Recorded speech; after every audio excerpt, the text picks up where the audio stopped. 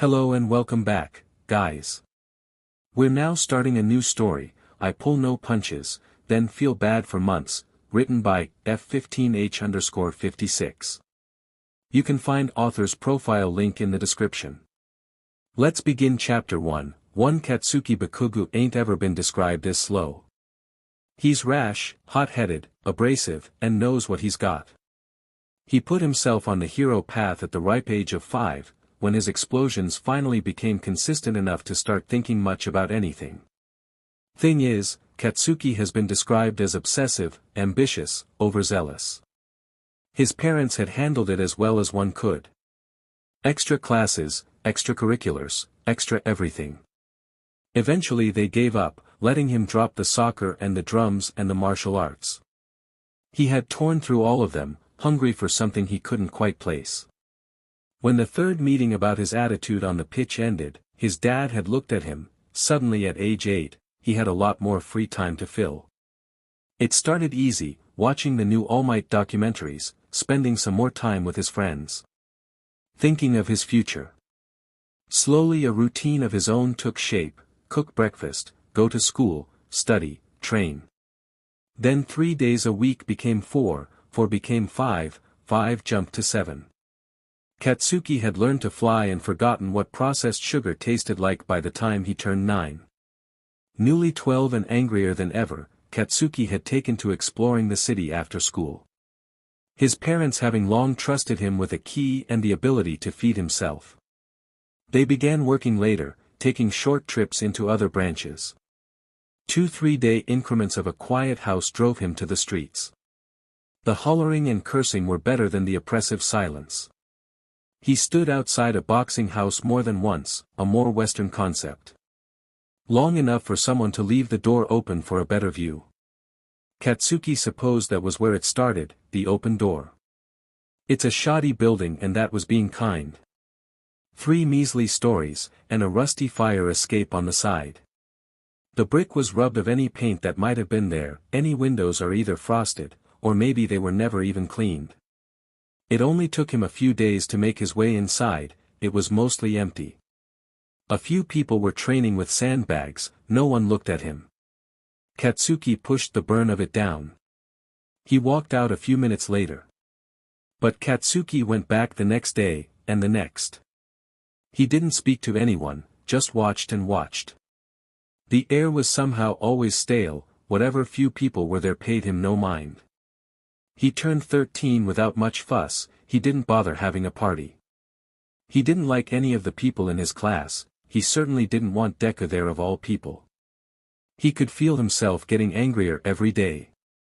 His hands always hurt from overuse, his ears ringing more often than not. The ache for more pushing him to it. Getting up earlier, training harder. It wasn't healthy. Katsuki was smart enough to know that. The need to fight, to win had been the reason for why many trees in the woods behind his house were cracked and gone. He started staying out later, instead of training after he wandered about the city. Katsuki went home after school, training until his hands burned, and as the sun was setting, he threw on a hoodie and slipped out his gate. It was different at night, the city more ominous. The walking dulled the rage ever rotting inside him. The boxing club was still open at night, but the doors were shut tight. Katsuki could see the light from under the door, the dull roar of a crowd.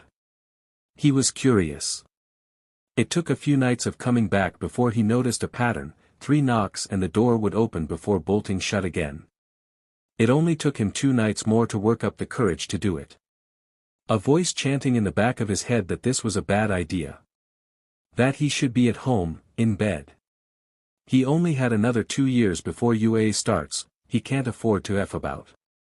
Katsuki knocks on the door that has been peeling red paint for the better part of the last year. It opens, and he's staring at someone he's never seen before. Not even in the few weeks last year when he stood and lingered around awkwardly. The man had more piercings than Katsuki knew existed, tattoos up his neck and the ugliest dyed hair Katsuki had the misfortune of seeing. The man stares back, grunts and lets him in. The crowd is bustling, and workout gear usually present in the gym is gone, only the ring is left. People swarm around it. Katsuki can't see much more than the tops of two figures circling each other. He worms his way to the front, snapping and snarling with hunched shoulders to get there. He watches as two women, both with short hair, circle each other. Their expressions are ugly and calculating. Neither of them have piercings or loose clothing. Dressed in nearly identical black spandex. Katsuki watches as one grabs the other and throws her onto the ground. The crowd roars. Katsuki feels himself grin. Woman number 2 gets back up, shouting insults he's never heard before and lunges. For a moment, Katsuki thinks things have gotten out of hand. But no one steps in. He leaves after the next match. A fighting ring. He's found himself a fighting ring. The next day, Katsuki arrives before the night starts. Sitting on some stairs in the back. The gym mills about with the usual, 3 or 4 regulars. Eventually they leave, and the bouncer from last night waltzes in like he owns the place. There isn't anyone else to notice when he sees Katsuki anyway. The air is stale, the gym neither warm nor cold. He raises an eyebrow and they stare at each other for a couple moments. Before he points to the weights that have been left out. You wanna stay for free, you'll have to earn it. Indignation rises in him, a sharp retort that he can fork up whatever cash this dump wants. Katsuki, for the first time, stops it. Nods and picks up the weights. Put M in the back room, it's never locked. And the bars too. Then grab a cloth and wipe the ring down. The back room is a mess. Katsuki just throws the smaller weights randomly to the ones already there. He has to roll the 40 and 50s, and can only take 1 bar at a time. He finds a dirty cloth next to a mop bucket on the other side. The bouncer had disappeared up the stairs Katsuki had been sitting on. He stares at the empty gym. Desolate and lonely. Katsuki bounces from one foot to another, clenching his hands and unclenching them rapidly. He flits about, double-checking the ring is free of dust. Katsuki eyes the stairs, goes back into the other room and shoves the bars upright against the wall. The light flickers above him, and Katsuki reorganizes the smaller weights, leaving the heavy ones in a stack. It gives way to a dusty sink, and some cupboards in the back. He washes the cloth. Scrubs angrily at the stains in the sink. By the time the room is clean, Katsuki is twitching in rage. The gym is still empty. He stomps his way up the stairs to see it's just one large room, a bed and a couch and table present and nothing else. Katsuki frowns. The bouncer isn't there either. He whirls around the room, searching. He hadn't heard anyone go down the stairs. The dusty window in the corner is latched, a slow drizzle of rain had picked up from when he went into the gym. Katsuki's nose wrinkles and he pushes it open to see a fire escape, rusty and broken. It can't be up to code. The bouncer is sitting on the edge within a gap of missing bars, smoking. Katsuki clears his throat. Nothing. The smell of smoke floats into the room with a slight chill from the drizzle. When's the fight start? He takes a slow drag, lazily looking at Katsuki, eyes tinged red. Why ya here kid? Katsuki snarls, when's the fight start? The exhale is long, Katsuki could be training right now. He could have been trained all evening instead of waiting for some stupid nonsense. Whenever they start. Build it and they shall come, young grasshopper. It's utter bullshit. The rain falls slowly. More of a mist than anything heavy, droplets fall from where they form on the bars above them. The bouncer stands up, bones cracking. Katsuki takes a step back from the window, letting him swing into the room. Katsuki taps his fingers against his thighs. Why are you here, kid? Katsuki doesn't know. He wants to be a hero. He wants to be number 1, he could join the best training school, go to the best gyms. Instead he's standing above a shitty little gym, with a stranger. He feels angry all of the time, rage in class, at people who deserve it, at people who don't deserve it. He liked watching the fight last night. That feeling they had, the want to win. The want to hurt someone. Katsuki carries it in his hands and shoulders, the demand for more. To knock someone down rots in him. He doesn't know why he's here. But at the same time, where else would he be? The bouncer sighs, and flicks the cigarette out the window uncaringly. Brushes a hand through his ugly, ugly hair. You can watch, every day at around 9 p.m. the fights kick off. The gym has to be cleaned before then, and cleaned after. It usually goes until late, 1 or 2. I don't want to see you here every day. Katsuki scowls deeply. Why not?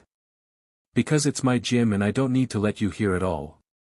4 days a week maximum. Take it or leave it. Katsuki clenches his hands, muffling small sparks. The bouncer remains unimpressed. Grinding his jaw so hard he thinks he'll crack a tooth, Katsuki agrees. The days pass the same. Katsuki doesn't often stay until the end of the night. He arrives around 6 p.m., after dinner and an hour of training. He cleans the gym. The backroom gets more acceptable every time he's there. He changes the light bulb in the first week.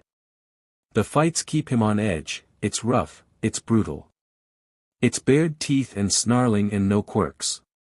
Just pure unfiltered anger at each other. Katsuki never looks away. The bouncer never interferes, not when a bone is snapped. Not when a shoulder is dislocated. Katsuki learns why the girls on his first night had short hair, after seeing a chunk get ripped from someone's head. No one wears piercings either. The clothes aren't supplied, it's just most wear tight clothes to avoid getting dragged. It reminds Katsuki of a quote from some book a girl was talking about in class, one of the people still floating about him. There are no bargains between lions and men, I will kill you and eat you raw. On the nights he does stay late, the bouncer stays as well. Collected over the night, heart still thrumming with the excitement of a match. The man brings the weights back in, he doesn't offer any praise for the backroom. Katsuki tries not to feel slighted. You do have a place to crash, right, kid? He said once, leaning on the ropes while Katsuki worked. I'm not booting you to the street, am I? Katsuki scowls. Course I do. The bouncer hums. Katsuki realizes it's been about 3 solid weeks and he doesn't know the guy's name. He doesn't ask anyway. You've been hanging around for a while, saw you about last year during the day. Don't like home much.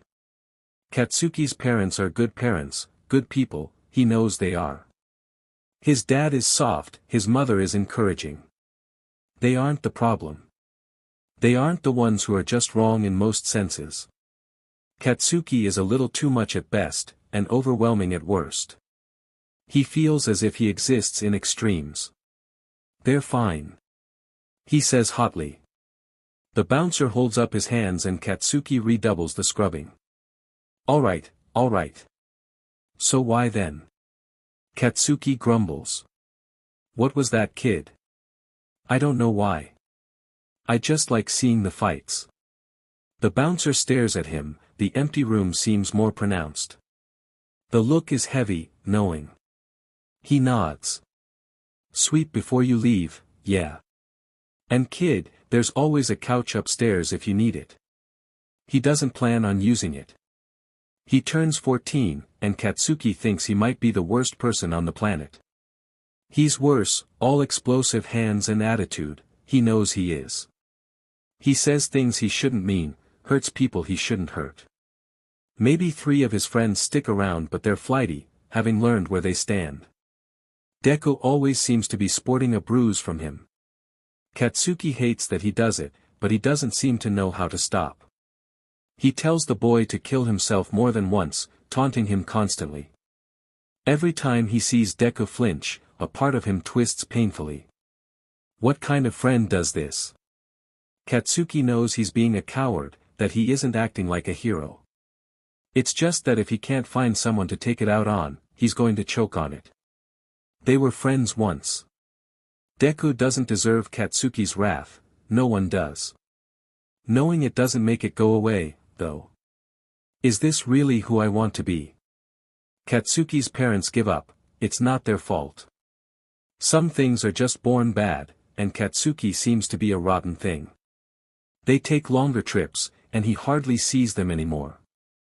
His dad texts him a happy birthday and reminds him that they updated the card to limitless spending this year. Katsuki ignores it. He spends more time at the gym.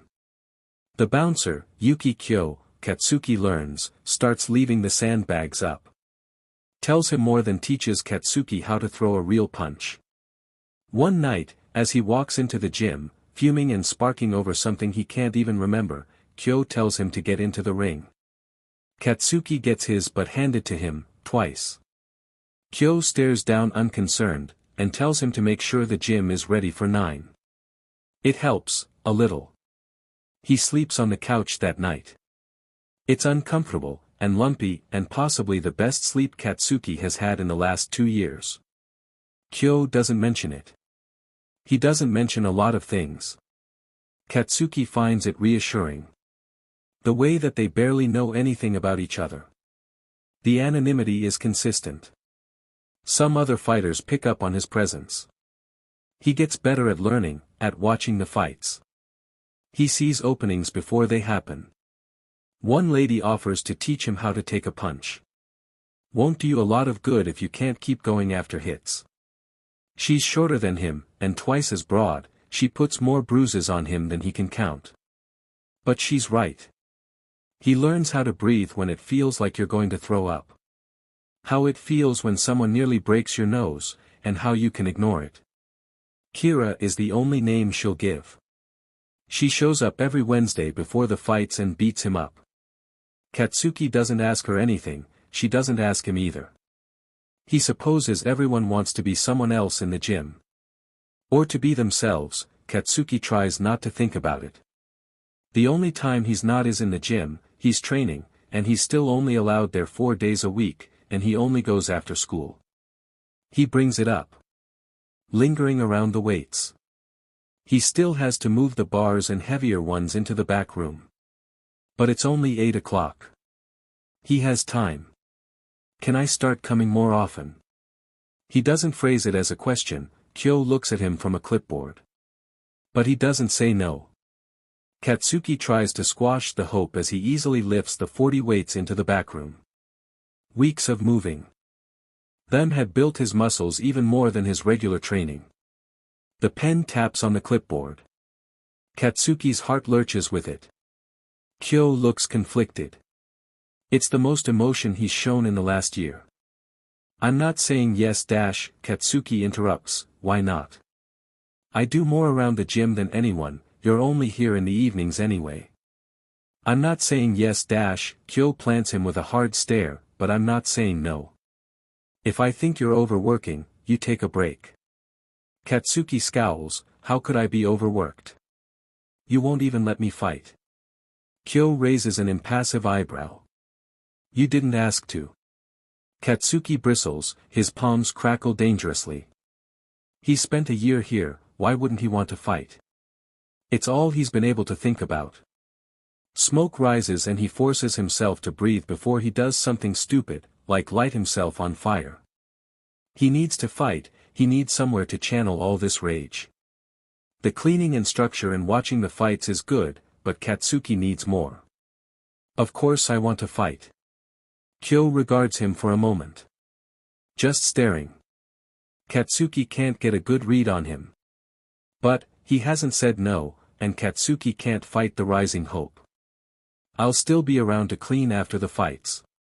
And I can set up in the evenings. Kyo clicks his tongue, not if you get hurt in the fight.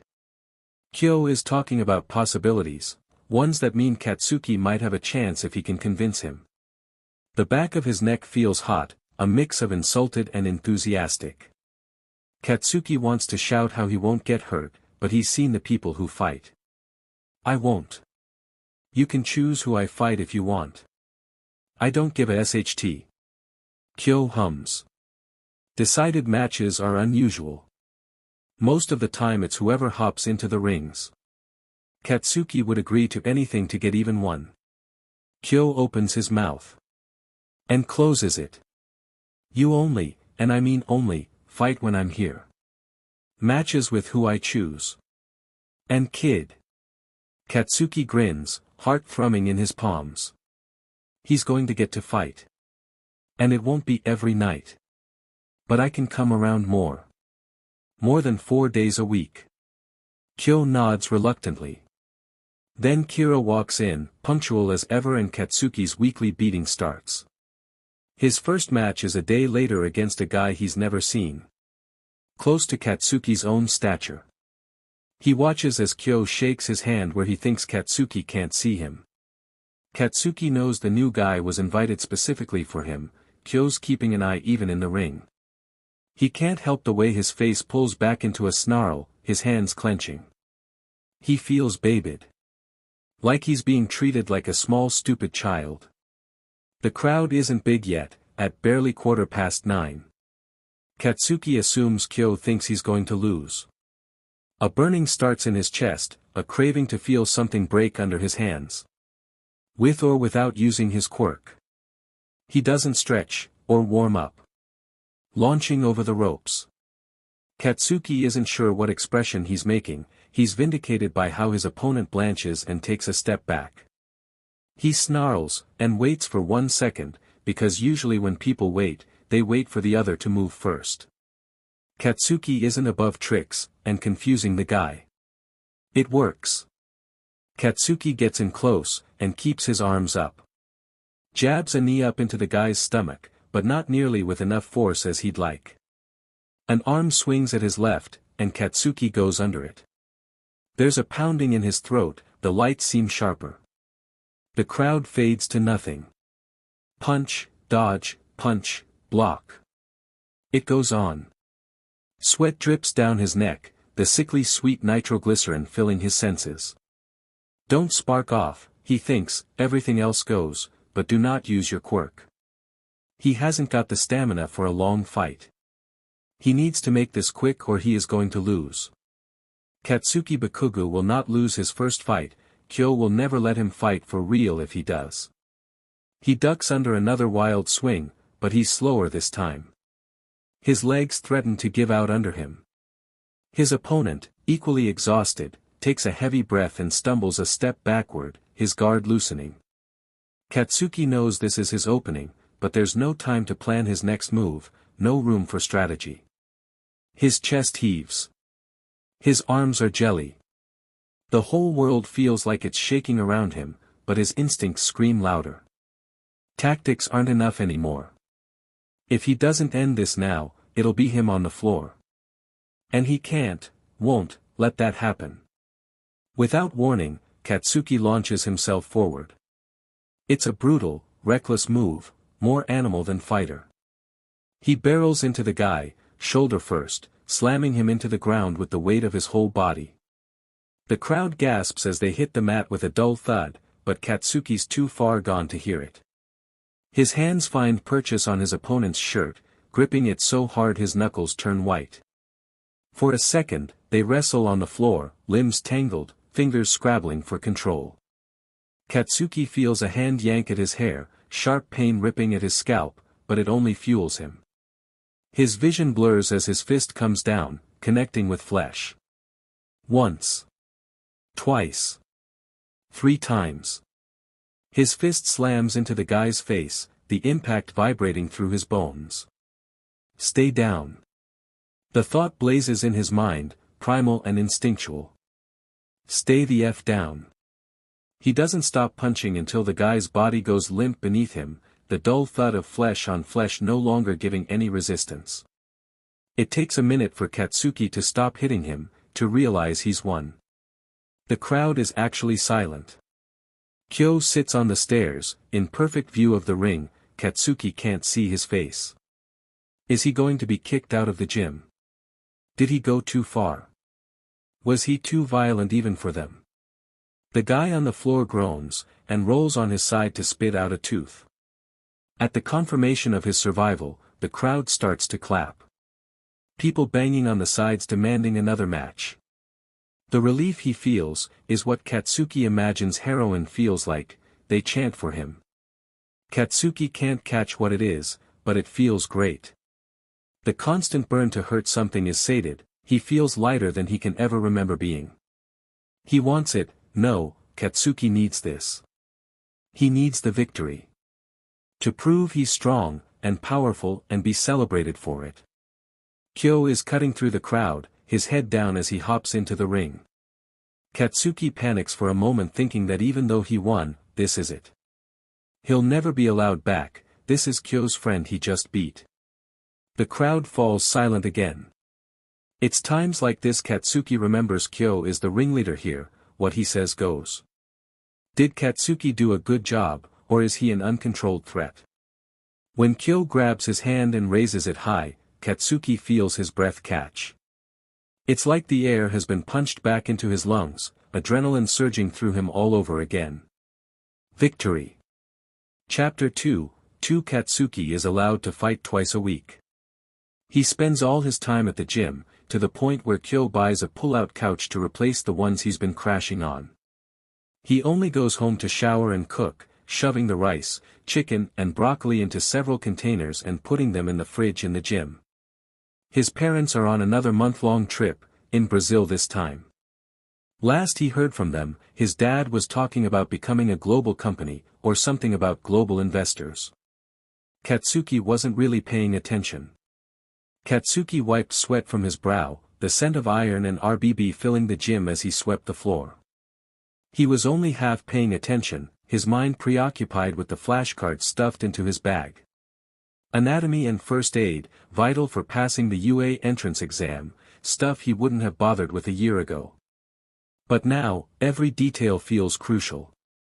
He heard the familiar sound of footsteps and turned to see Kira approaching, her brow raised in mild amusement. "What's this?" she asked, gesturing at the pile of flashcards that had slipped out of his bag. "Are you becoming a doctor or something, kid?" "Shut up," he muttered, a hint of embarrassment creeping into his voice. It wasn't like he could admit how much he wanted to impress everyone, especially with the competition looming ahead. "It's just first aid." "Aha," Kira said, crouching down to pick up a few cards. "First aid, huh? Look at all these muscles. You planning on patching up your opponents after you beat them?" "Something like that," he grunted, returning to his sweeping. It felt like a pointless chore, but it kept him from having to explain himself. He focused on the task, but her voice broke through his concentration. "I could help, if you want," she suggested, brushing off her knees as she stood back up. Katsuki paused, glancing at her. He had sparred with Kira for over a year now, and they had a rough camaraderie. Still, he didn't know much about her beyond her name. "Could you?" She smirked, hands on her hips. "We'll make a game of it. I'll hit you, you name what got hit." Katsuki frowned, the idea sounding ridiculous. "And when I hit you?" "I'll name it," she replied, her grin widening. "It'll be fun." Rolling his eyes, he conceded. "Fine. It better be worth something." "I'm not wasting my time, deal," she said, stepping back and assuming a loose stance. He stretched, muscles warming under her scrutiny. Kira's eyes followed him, sharp and observant. "All right, let's see what you got." "Soleus. That's the calf, right?" She nodded, throwing a light jab that he dodged effortlessly. "Good. Plantaris tendon. Above the calf." Kira feigned a groan, "Really? Come on, kid. You're going to need to know this." Put in some effort, she threw another light jab, this time to his knee. He reacted, trying to counter but missed. "Hey. Focus." He gritted his teeth, frustration bubbling up. Yeah. Semimembranosus. The one behind the knee. Better. And I'm going to take it easy on you. Last thing I need is for you to bruise too easily, she teased, throwing a few more quick jabs that he managed to dodge. He felt the tension lift as they sparred, and soon they fell into a rhythm. She would hit, and he would name muscles, forcing himself to remember each one. After a few rounds, Kira paused, catching her breath. "Okay, how about this? I'll throw some more real punches, and if you don't name it, you have to do 20 push-ups. Katsuki shouts back, that's not fair. You're just trying to make me tired. Exactly. You're not getting out of this that easy, kid. You need to be sharp. Why do you even need this in the first place? He doesn't answer. Everywhere else he has no problem announcing how he wants to be a hero, but in the gym it feels childish. Like he's playing pretend somehow. He regularly fights people, and he wants to be a hero. They'll laugh at him at best. The atmosphere between them shifts as he stays silent. She picks up on the importance of it, that this was more than just studying, this was preparation for the fights ahead. Kira stepped forward, feigning a punch to his right side. He instinctively moved, and she connected a light jab to his shoulder. Biceps brachia, he shot back, surprised by his quick response. All right. We're getting somewhere, she grinned. Now, how about this? As they continued, the tension of the upcoming competition started to fade away. The gym felt alive around them, filled with the echoes of their sparring and laughter. Katsuki knew he had a long way to go, but for now, he felt focused, driven by the shared intensity of their practice. It goes wrong once. Just once. He's becoming a regular at the fights, he draws more than he wins. People are beginning to recognize his patterns, which side he favors. It's not an XPLCT rule to not use quirks, but it is an unspoken agreement. Not one person had used theirs, not even any mutants. Wings are folded shut, tails wrapped around legs. In return their opponents don't damage them. In the ring, they simply don't exist. Katsuki warms up before his fights now. Waking up to constant pains, or being unable to react in the fight grates on him. He's wearing clothes as loose as he dares to in the ring, pants a little baggy, shirt just allowing full mobility. He goes barefoot most days, even though shoes add more damage it gives him less to trip over. It starts as usual.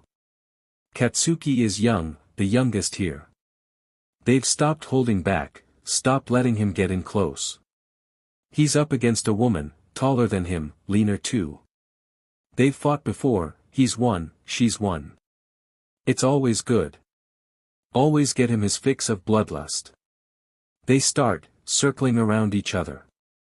He's ready. Pulse thrumming, the crowd buzzing, it's everything he wants.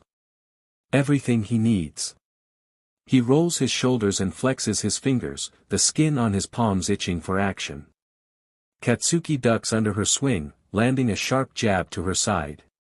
He grins as she stumbles, but she's quick, too quick. She spins back, her fist clipping his jaw with enough force to rattle his teeth. His vision blurs for a second, and the familiar heat starts building in his palms. No. Not here. She lands a brutal kick to his ribs, knocking the air from his lungs. Katsuki reels, gasping, and that's when it happens. His palms, slick with sweat, spark. He doesn't even think about it, doesn't realize it's happening until it's too late. Katsuki's hands twitch as the tiny explosion fizzles out, heat and smoke slipping between his fingers. It's quick, barely noticeable, but he catches it. So does she. Her eyes flicker to his hands, lips pulling into a tight line. The brief pause hangs heavy between them, but it doesn't last long. She moves in again, faster this time, no hesitation. Katsuki reacts on instinct, dodging her jab, but his thoughts are somewhere else entirely. Did she see it? Was it that bad? His mind is stuck on that moment, replaying the spark over and over. He should be focusing on the fight, but all he can think about is keeping his quirk under control. She comes at him harder, more aggressive than usual. Her punches are sharper, more precise, as if she's testing him, pushing him to see why he's holding back. Katsuki can feel her frustration radiating off her with every swing. What the hell's wrong with you? Her expression practically screams it. And she's right. They fight for real here. No one comes to pull punches or go easy. So why the hell is he? When her fist connects with his side, Katsuki grits his teeth, barely stopping himself from sparking off again. It's not just about winning anymore, it's about control. But the more he tries to focus on holding his quirk back, the sloppier his movements become. His opponent doesn't let up. A low growl escapes her throat as she drives a knee into his stomach, and Katsuki staggers, the wind knocked from his lungs. She's not just fighting to win now, she said. He can see it in her eyes. She wants him to take this seriously, to fight like he means it. Like he usually does. Is that all you got? She spits, circling him, her voice low and biting. There's a taunt in it, but mostly disappointment. She's not SHT talking for the crowd, she's speaking to him. Katsuki feels the burn of shame mixed with his frustration. You're the one who always wants a real fight, he reminds himself. You'd be sad too. But instead of igniting that fury inside him, it throws him even more off. Balance. His mind keeps drifting back to that spark, how easy it was to lose control for just a second. She doesn't ease up, not for a second. Every punch is sharper, every kick hits harder. She's going all out, and Katsuki knows it. It's a stark reminder of what these fights are about, what keeps people coming back. She's fighting for the rush. And he's not giving it. Katsuki tries to dodge another punch, but she's too fast. Her fist slams into his jaw, sending a sharp jolt of pain through his skull. He stumbles, legs wobbling as he struggles to keep his balance. But his mind isn't in the fight anymore. It's still stuck on keeping his palms from igniting, on controlling the explosion simmering beneath his skin. He's holding back, and they both know it. She snarls as she lands another hit, this time to his ribs. What's wrong with you? She snaps. The frustration is clear in her voice now, almost angry. You gonna actually fight or what? Katsuki's fists tighten, his teeth grinding together. I can't. Not like this. Not when he's so close to losing control again. The more he thinks about it, the more his grip on the fight slips. The next punch comes harder, and this time it's enough to knock him to the ground. He crashes onto the mat with a dull thud, breath ragged as he lies there, trying to catch his breath. The crowd around them is quieter now, watching, waiting to see if he'll get up. But he doesn't. Not right away. His opponent stands over him, breathing heavily, her eyes narrowed in annoyance. She looks down at him, fists still clenched, waiting for him to make a move. Waiting for him to fight back. But Katsuki just lies there, staring up at the ceiling, his hands still trembling from the effort of holding back his quirk. His jaw aches, his ribs scream in pain, but none of that matters. All he can think about is that DMN spark. How easy it would be to lose control again. The woman huffs and steps back, disgusted. TCH, waste of time, she mutters, walking away. The fight's over, and she's clearly disappointed. Katsuki can feel the weight of her disappointment hanging in the air as she leaves the ring.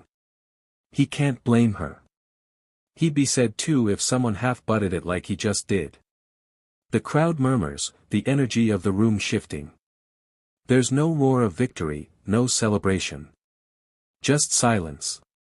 Katsuki's stomach twists with frustration and shame, both for losing and for holding back. He pushes himself up slowly, every part of him aching. But it's not the pain from the hits that bothers him. It's the feeling that he wasn't in control. That he let the fight slip through his fingers because he couldn't trust himself to keep his quirk in check. Katsuki leaves the ring without looking at anyone, jaw clenched, his fists still balled up at his sides. He can feel his palms itching again, that familiar heat rising under his skin. He needs to do something. Anything. He needs to stop this from happening again. He needs more control. What was that? Katsuki had gone upstairs after his match, head hung low. So caught in his own sulking that he didn't hear Kyo come up. I don't need to win every F match, do I? He growls out. Hands closed. Kyo remains composed, never said you had to. But you don't lose like that. You don't fight like that, what happened? Katsuki grinds his teeth but forces himself to answer, this is Kyo's gym after all. He's not going to lie to the man letting him sleep on his couch 5 days a week. My quirk, your quirk. He grunts, it went off in the match. Katsuki stares at the stain on the table, waiting for Kyo to call him out, waiting for the disappointment he's already drowning in.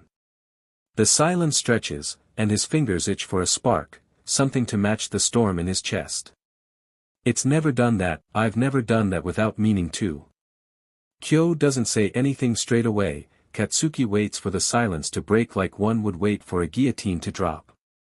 You can't control it. He looks up sharply. Katsuki bites down the urge to shout. To him, it was everything, a crack in his control, a weakness exposed. He couldn't afford to make mistakes, not like this. Of course I can. Holding it back in a fight is just hard. Kyo narrows his eyes, before relaxing. Oh. The F do you mean oh? It's PBRTY, kid. Your body is, I know that, are you done? He levels Katsuki with a look, so your quirk is going to get stronger. Think of it like a growth spurt. Not a big deal, everyone makes a mistake or two. Not a big deal. Not a big deal. Did Kyo see the sorry excuse for a match he just had? Katsuki can't believe what he's hearing. Quirks aren't allowed in fights. Says who? I don't make the rules, Katsuki blinks, of course Kyo makes the rules. And no one uses their quirks here. What is he talking about? Kyo seems to understand his confusion. Kyo leans back, arms crossed, kid, I'm not some authority figure here. I just opened the place. You all come here, you make the fights, you make the rules. I let you fight, sure, but that's it. Katsuki's mouth drops open, but you let it happen, and you said I couldn't fight. Or come here every day. I never said you couldn't fight, and you weren't allowed because I don't want to be charged for abduction. Katsuki blinks, baffled. He had always thought the gym ran on some unspoken rules. That Kyo had some say over who fought and how they fought. Kid, if it's that big of a deal, wear some gloves. Katsuki blinks, processing the simplicity of Kyo's solution. Gloves. It sounded stupid, too easy. He exhales, unclenching his fists for the first time since the match. Maybe he'll give it a shot. It does work. At first, he feels ridiculous, gloves. Really? But they're cotton, soaking up the sweat from his palms, and he can still fight without any trouble. A week later, he has a rematch with the woman. This time, he wins.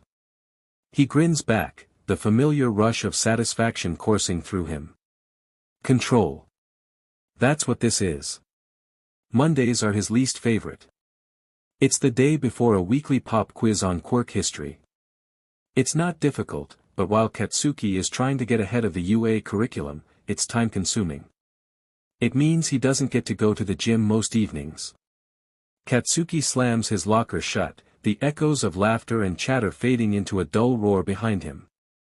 He tries to ignore the glances from his classmates, their whispers always too loud in his ears. It's just another day, another reminder of how he stands out, not for being a hero, but for being angry all the time. Hey, Kaken. A voice calls from behind. It's Deku, trailing after him, eyes wide and earnest. What? Katsuki snaps, irritation bubbling to the surface. I was just wondering if you're ready for the UA exam next month. I heard they're gonna make it tougher this year. Katsuki clenches his fists, feeling that familiar heat rise within him. Like I give a SHT. I'll crush it like everything else. He knows he shouldn't let get upset, but the worry in Deku's eyes makes his stomach churn. Why can't Deku just leave him alone? Why is he always reminding Katsuki of what he lacks? Deku nods, but Katsuki can see the apprehension etched on his face. You sure? I mean. I know things can get rough sometimes. Shut up. You don't know anything. Katsuki growls, turning away before he says something he can't take back. The last thing he needs is another reminder of everything wrong with him. Anger surges, and he grips the strap of his bag tightly, imagining the comforting weight of his gloves. He'll be back in the gym soon, where he can channel this frustration into something useful. He has to be ready, he can't afford to be anything less than the best. The classroom is quiet, the teacher droning on about dates and events he's had memorized since he was 11.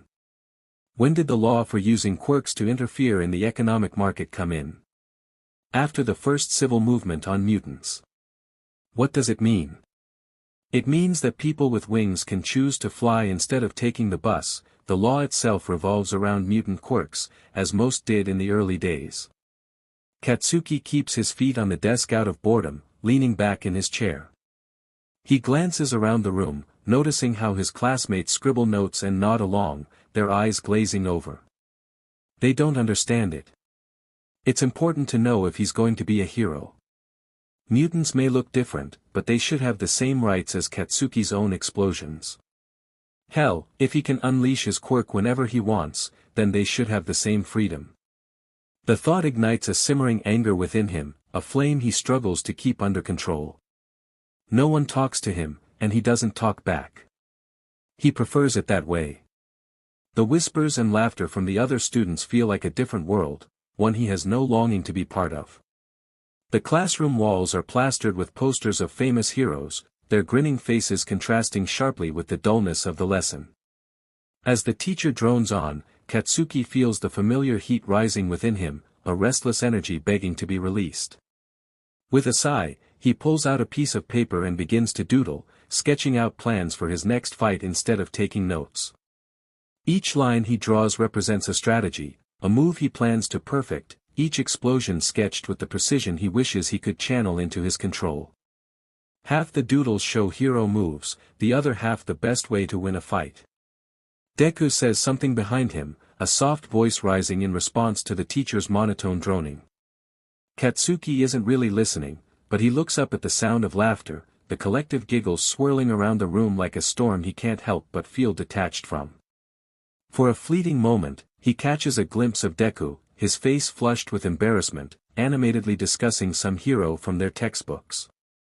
Katsuki scowls, feeling a twinge of annoyance creeping in. Why can't Deku just focus on his own path instead of trying to drag everyone else into his hero worship? The laughter feels sharp against his skin, a reminder of how out of place he is, even though it's not directed at him. He's not here for fun. He's here to be the best. To control the heat surging beneath his skin. To HRNSS that power, to MSTR it completely.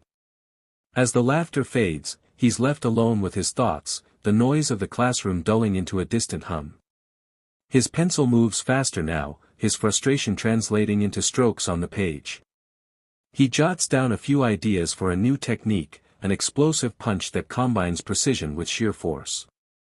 It has to be perfect. He doesn't notice the teacher glancing his way until the man's voice cuts through his concentration. Bakugu. Care to share your thoughts with the class? Katsuki's heart races. He glares at the teacher, irritation bubbling over. Not like I care about your stupid lecture, he snaps, his voice loud enough to draw attention. The room falls silent, all eyes on him. He can feel the weight of their stares, a mixture of awe and fear. That rush of anger ignites again, but he pushes it down, reminding himself that he's not here to make friends, he's here to train, to prepare for his future. Just trying to make sure you're paying attention, the teacher says, somewhat flustered. You might learn something important. Yeah, right. Katsuki mutters, looking at the board. It's not enough to fluster the teacher, he wants more. The year is familiar, but nothing happened that was significant. He continues, staring the teacher down. The important SHT happens in the next year, anyway. A frozen dam in America left a town without water for weeks. And as no one was allowed to use their quirks in public settings at that time, they had a drought in the middle of winter. Half the population had to move, or nearly died. There were riots and then they revisited the Unlawful Quirk Act, to the Reformed Quirk Act, which allowed quirk usage to the general public, without intent to harm. The teacher doesn't say anything, nodding along.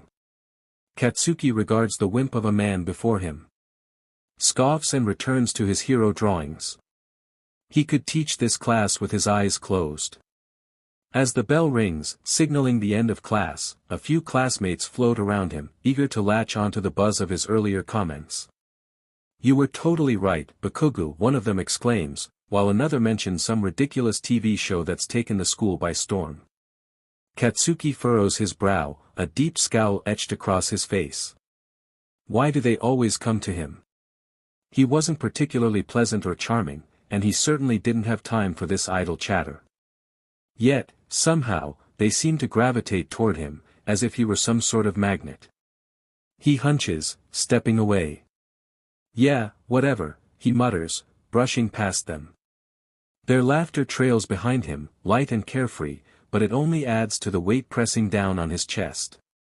He couldn't shake the feeling of being an outsider, even when they surrounded him. Katsuki steps into the bustling hallway, trying to focus on images of the gym dancing in his mind. The thrill of fighting, the rush of victory, that's where he belonged. Not here, where laughter rang hollow and the conversations felt superficial. He heads straight to his locker, the familiar clang of metal providing a momentary distraction. He yanks it open, shoving aside his books to grab his gym gear. A moment later, he slams it shut. "Hey, Kaken. Wait up." It's Deku again, his voice cutting through the noise like a knife. Katsuki rolls his eyes, already feeling his irritation rise. Why couldn't the kid take a hint? "What now?" he snaps, not bothering to hide his annoyance. Deku hesitates, catching his breath. "I just wanted to, can't you see I'm busy?" Katsuki interrupts, his frustration bubbling over.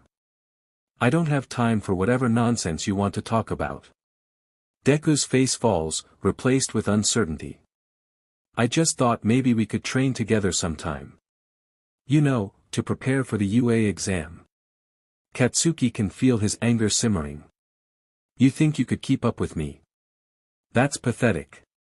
He turns away, ready to leave Deku behind, but the kid's earnestness is almost palpable. "Okay, but you should still, ugh. Just drop it already. You'll never pass the entrance exam without a quirk," Katsuki snaps, the words laced with frustration. Deku flinches, his eyes wide, but he nods slowly. "Right. Sorry." Katsuki watches him retreat, that familiar mix of guilt and irritation swirling within him. Why did it bother him so much? He just wanted to be left alone to focus on his own path. But the truth was, no matter how hard he pushed people away, they always seemed to want to reach out. He shakes his head, clearing his thoughts. This isn't the time to dwell on it. He strides away, determination flooding his veins. He needs to unleash his energy in the gym, where he can truly be himself, where he can be in control. It doesn't matter that he usually can't find time on Mondays, he needs it after today. Chapter 3. He's walking home. He has to get his stuff and grab his gym bag before going. His parents aren't home again. They won't be back until the end of the month after the entrance exam, which gives him practically free rein over how he spends his time. Besides, he could probably get Kira to change from their usual medical terms to English verbs. It took about 10 minutes to get into his gate, dragging his feet. Katsuki's been in a bad mood since Deku accosted him, slamming the door open and dumping his bag on the couch. He'll do his work after he gets home, he'll regret it, but he can't be bothered to do it now. He walks out the house with flashcards and his gym bag 20 minutes later. It's still early in the evening, only about 5. Cleaning the gym only takes about 30 minutes or so now that he's got it down to a science. He stomps down the familiar streets, opting to take a shortcut, it early enough that the ally doesn't seem daunting. Cats down the far end rummage through the trash. It's littered, they must have found something to snack on. Katsuki kicks a can near his feet, back towards the bin. At least it won't be on the street for some dumbass kid to get sepsis from. He kicks another box down as well. It's not much, but one less thing for someone else to do. Deku, he thinks bitterly, would spend the entire evening cleaning it. He kicks the next bottle particularly hard. It slams into the corner of a bin, spinning into a wall and opening. A dark sludge leaks out. Katsuki screws up his nose. Some people's trash was disgusting. He walks on, intending to ignore it, but the sludge seems to roll on, which is crazy considering the size of the bottle. He gets a few steps ahead of it. Katsuki hair stands up on the back of his neck. His palms start sweating. Something is wrong. He looks down the alley to the other street. Cars and bikes move on easily. The alley seems darker. The cats are long gone. The silence looms. Something is wrong. Katsuki whirls around, heart pounding in his chest as he stares at the towering mass of sludge looming above him. Two grotesque, swirling eyeballs lock onto him, moving unnaturally in the formless mess. His breath catches, and the air feels thick and oppressive. Every instinct in his body screams at him to run, but his feet are rooted to the spot, cold sweat slicking his palms. "You'll be perfect," the thing hisses, its voice wet and rasping like it's drowning in its own mass. The sludge shifts, a grotesque imitation of a mouth splitting open as it lunges. Katsuki's hands ignite, explosions crackling in his palms as he braces himself, too late to dodge. He can't breathe. The sludge constricts tighter around his chest, forcing its way into his throat. His palms explode on instinct, wild bursts of fire and light as he tries to force it off, but the slime is relentless, adjusting, shifting to wrap around him like a second skin. He claws at his mouth, fingers tearing through the ooze for a split second of air, enough to gulp down a single, precious breath before it surges back over his face. Get it off, get it off. Katsuki stumbles blindly, his legs barely able to carry him. He's out of the alley now, isn't he? He doesn't know. His vision is dim, his lungs burn, and his heart pounds against the sludge constricting his chest. There are screams, distant and muffled, like they're underwater. His hands light up again, another explosion. The sludge recoils, loosening its grip for just a second. Katsuki gasps, his chest heaving as he pulls in air, wild-eyed and frantic. Where are the heroes? Panic surges, white-hot and electric. He's going to die here, he realizes. He's going to die, he's going to suffocate in the middle of the street, and who's going to tell Kyo? The sludge is hissing above him, snarling dangerously for him to stop fighting, to hand over his body. Katsuki aims a hand up, releases the biggest blast he can, forcing more and more nitroglycerin to his palms. He's going to die. The sludge screams, it rears back, and Katsuki thinks he may have a chance, a small chance, of surviving. Then it slams into him, against the walls of nearby buildings, dragging him into the road. Katsuki's heart pounds, every instinct screaming at him to keep fighting, to survive. No. His palms light up again, explosive heat building as he forces more and more nitroglycerin to his hands. He aims a blast upward, the biggest one he can manage. The explosion roars, sending a shockwave through the sludge. The villain screams, its form shuddering. Katsuki feels the pressure ease, just for a moment. His lungs burn, his vision swims, but there's a small, flickering hope, until the sludge slams into him again, crushing that hope beneath its weight. He's thrown into the walls of the nearby buildings, pain radiating through his ribs like fire. The world tilts, his vision blurring as he's dragged, scraping across the ground, into the middle of the road. His breath is stolen from him again, and his muscles scream with exhaustion. Get up. Move. But his limbs feel heavy, the villain's weight suffocating him all over again. Please, please, please, Katsuki's mind races, spiraling with the desperation of it. I don't want to die. His heart hammers against his ribs. He knows he's a miserable person, always angry, always pushing people away, but that doesn't mean he's ready to give up. He doesn't want to die like this. His hands twitch, trying to gather enough strength for another blast, but the pressure is too much. His palms flicker weakly, sputtering, as the sludge tightens its grip around him like a vice. Suddenly, the sludge shifts, forcing itself into his mouth, prying it open with an unnatural pressure. Katsuki's chest convulses, choking as the foul-tasting slime slides down his throat. His whole body tenses, muscles burning, every instinct screaming for air. Get it off. Get it off. But he's trapped, pinned by this thing, his power useless in the face of it. He's scared. Actually, properly scared. For the first time in years, Katsuki Bakugo wants someone to save him. His blurred vision catches glimpses of a crowd forming a barricade, people whispering, wide-eyed and frozen, but no one stepping in. His eyes sting, wet with involuntary tears, as he struggles to cough the sludge out. They're going to let me die. His thoughts spiral, cold dread creeping in. The heroes standing at the edge of the crowd seem hesitant, keeping their distance, unsure of how to approach. They're not coming. Through the haze of panic and pain, something shifts in the corner of his vision. Green hair. Familiar. Too familiar.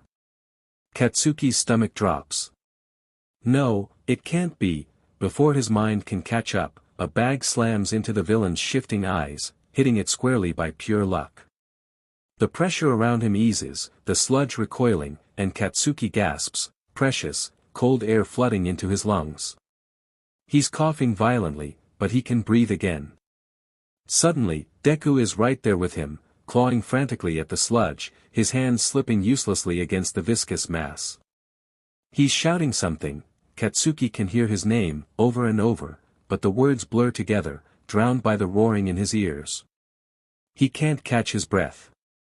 Can't shout back. Even if he could, he doesn't know what he would say. His thoughts are a jumble of panic and anger. This stupid nerd of all people, why Deku? Why now? The sludge tightens around them both, squeezing the air from his lungs again. Katsuki's body spasms, desperate for oxygen, and his vision starts to darken. No, no, no, boom. It's not his explosion. A gust of wind tears through the air, and before Katsuki can process what's happening, a large hand wraps around his wrist. He's being pulled back, the sludge peeling away from him as if by force, the pressure around him vanishing. He gasps, drawing in ragged breaths, chest heaving like it's the first time he's tasted air. He blinks, dazed, vision swimming. His ribs throb with every shallow exhale. His limbs feel heavy, like dead weight. His body wants to collapse, but something in him, pride, anger, survival instinct, keeps him standing. He squints through the dizziness, trying to see past the chaos of wind and noise. His hands shake as he wipes his face, trying to push away the tears that threaten to spill over. Not here. Not now. He won't let them see. And then he sees him, All Might. In the flesh, standing right in front of him, larger than life. His body is illuminated by the fading light, golden hair gleaming as he wrangles the sludge villain into a container like it's nothing more than an inconvenience. Katsuki watches, breathless, ribs aching with each heave of his chest. That smile. That stupid, smile. Plastered across his face as if nothing happened. As if Katsuki hadn't just been dragged through the dirt, suffocating, dying. All Might doesn't even look winded. Katsuki's hands curl into fists, knuckles white. A swell of anger rises in his chest, mixing with the remnants of fear and helplessness. Why couldn't he have shown up sooner? Why does he always have to be perfect? Why? Why? Why? Everything blurs after that. He barely registers the pats on his back from the heirs who didn't even try to help, their voices ringing hollow in his ears. You're a champ, man, someone says, and it feels distant. Deku's off getting lectured for his recklessness. Katsuki, numb and barely hanging on, drags his feet away from them all. His breath comes in ragged gasps, each one sending a sharp ache through his ribs. Are they cracked? His head pounds with the rhythm of his heart, the noise too loud inside his skull. He doesn't go to the gym like usual. He can't. He goes straight home, his body on autopilot, limbs heavy as if weighed down by lead. The second he steps through the door, he heads for the shower. He strips off his clothes and climbs in, letting the water scorch his skin. He scrubs hard, too hard, until his skin turns red, raw, and sore. But he keeps going, trying to scrub away everything, the villain's sludge, the helplessness, the fear. He pretends his shoulders aren't trembling, that his chest isn't hitching with restrained sobs. They're not. He stays in bed the next day. And the next. By Thursday, the weight of everything still presses down on him, and he can't bring himself to face the world. He hasn't been to the gym once since the attack. He keeps telling himself it's pointless now, that there's no reason to push his body when his mind feels shattered. But deep down, he knows why he hasn't gone. He doesn't want to see anyone. Not the people who might recognize him from the news, and definitely not the ones he might recognize from the crowd that just stood there, watching. He doesn't want to be seen at all. It's stupid anyway, he tells himself. The gym, the training, what's the point? He was never going to get better. What was he even trying to prove? Since the attack, all he's felt is shame. No anger, no fire, no longing to fight. Just an emptiness that gnaws at him, hollowing him out from the inside. The humiliation of being so helpless, so weak, clings to him like the sludge had. He hates it. He pulls himself out of bed for the entrance exam nearly 2 weeks later, and for the first time in his life, Katsuki is unsure about an exam. He hasn't trained as much as he should have. He hasn't done anything as he should have. He pulls on a clean, unused school uniform, the black fabric stiff and unfamiliar against his skin. The collar feels wrong, restrictive. He packs a change of clothes, something black and loose, similar to what he'd wear to the fights, something more him. The train to UA is packed, suffocating. Katsuki's neck prickles with irritation, tension crawling up his spine. He hasn't been out of the house since the incident, and the press of bodies around him makes his skin itch. He doesn't want to be here. Someone bumps into his shoulder. Too close. He growls something low and insulting, just enough to make them stumble back, wide-eyed. His hands curl into fists. Good. They should give him space. He'll make them give him space. The train ride doesn't end soon enough. Katsuki feels the walls closing in. He forces himself through the crowd to reach the platform, his heart racing as he pushes past other students, a sea of unfamiliar faces. Falling in towards the few people floating towards the gates, he can't help but feel a wave of dread. It must be at least 200 or 300, easily, only about 40 of them will get into the hero course, less depending on class space. Katsuki rubs his hands on his middle school uniform pants, feeling very, very young and out of place all of a sudden, as he stares up at the gates. The weight of expectation presses down on him. This is what he wants, more than anything. He shoves his hands into his pockets, his head down, and walks into the school grounds, shoulders hunched. It's robots. The test is based on how many robots he can destroy in an hour. Katsuki feels a surge of energy course through him. Finally, something he can do. A familiar burn forms in his shoulders and chest, his heart pounding with anticipation. He grits his teeth, the lingering shame and helplessness from the sludge villain bubbling to the surface. He wants to hurt something. He wants to destroy it. A bot, those useless heroes, that stupid sludge villain. The memory flashes in his mind, the suffocation, the helplessness, and his fists tighten, the faint smell of nitroglycerin sparking in the air. He needs to watch something break. They get sent to changing rooms in groups of 20, some people have already left. Their quirks aren't suited to physical challenges. Just less competition for him. He clips on a belt, it has water so he can keep sweating, electrolytes and inexplicably, his gloves. He won't wear them, he's not stupid. But their presence is helping, old fights coming to his mind, giving him something to focus on. They line up, outside what looks like a gated city, a simulator really. These buildings are nothing more than hollow props. Katsuki can't stop himself from scanning the ground first, no civilians, no robots either. The yellow hero opens his mouth and a loud blaring falls out. No words, it's like someone pressed a button on a soundboard. The people closest to the hero stumble back, wincing. Katsuki's momentarily stunned. The noise throws him off for a split second, but then instinct kicks in. He lunges forward over the starting line, not waiting for anyone or anything. The rest of the crowd surges behind him, but they're nothing more than background noise now. The robots show up fast. Perfect. Katsuki propels himself into the air, slamming down on the first one with an explosion. It crumbles beneath him, almost too easily. It's not enough. Another one approaches him, but before he can go after it, a scream cuts through the chaos. He glances over, annoyed by the distraction. Some girl, wide-eyed and shaking, is cornered by a two-pointer. Pathetic. Katsuki snarls, disgusted by her incompetence.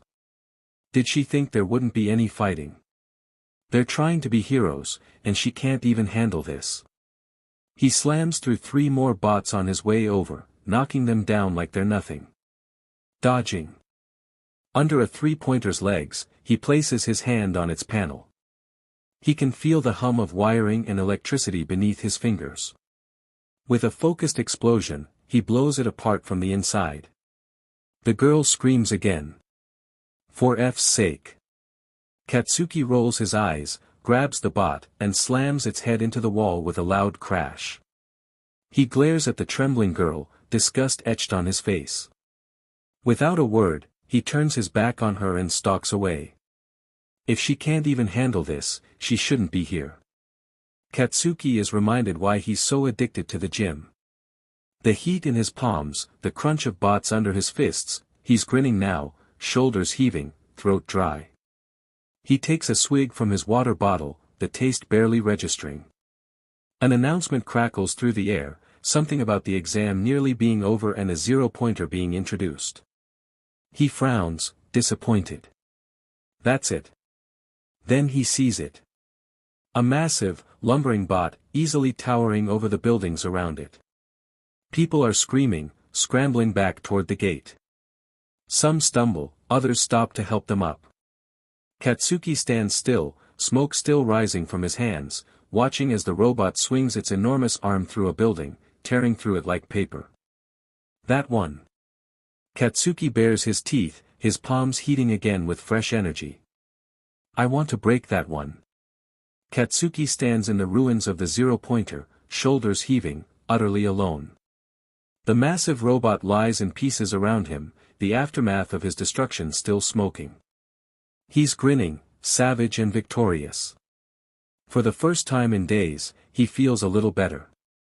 The area is eerily quiet now, no more robots, no more screams. Just silence.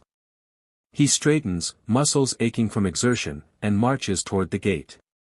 Most of the crowd is long gone, but a few linger, maybe 10 or so. They stare at him, wide-eyed, like they're witnessing something unbelievable. His last explosion must have been massive. Katsuki doesn't blame them for their awe. He's covered in grease and soot, a living testament to the battle he just won. And as he walks past them, he doesn't need to say a word. They know where they stand. He's accepted, obviously. The video arrives a few days later, and Katsuki watches it with a rising thrill. Points are mentioned, and his heart beats faster as his name appears rightfully at the top. 143 victory points. 23 hero points. What the hell is a hero point? He doesn't care. The principal drones on, announcing that Katsuki is now the record holder for the most points in UA entrance exam history, 166 points in total. His grin stretches painfully wide, pride swelling in his chest.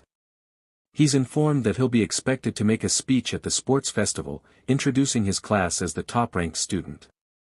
Katsuki sits alone at home when the news comes. His parents are still abroad, their trip extended or detoured again. It's been 6 months, the longest they've ever been gone. He stares at his phone, debating whether to text them. Would they even care? He decides to call his dad, at least. The hag might be in the middle of a shoot, and she doesn't take kindly to unimportant interruptions. The phone rings. Once, twice. Declined. Katsuki frowns, fingers hesitating over the screen. Then he switches apps and types, got into UA. We'll need new equipment for September. There. Done. Nothing more, nothing less.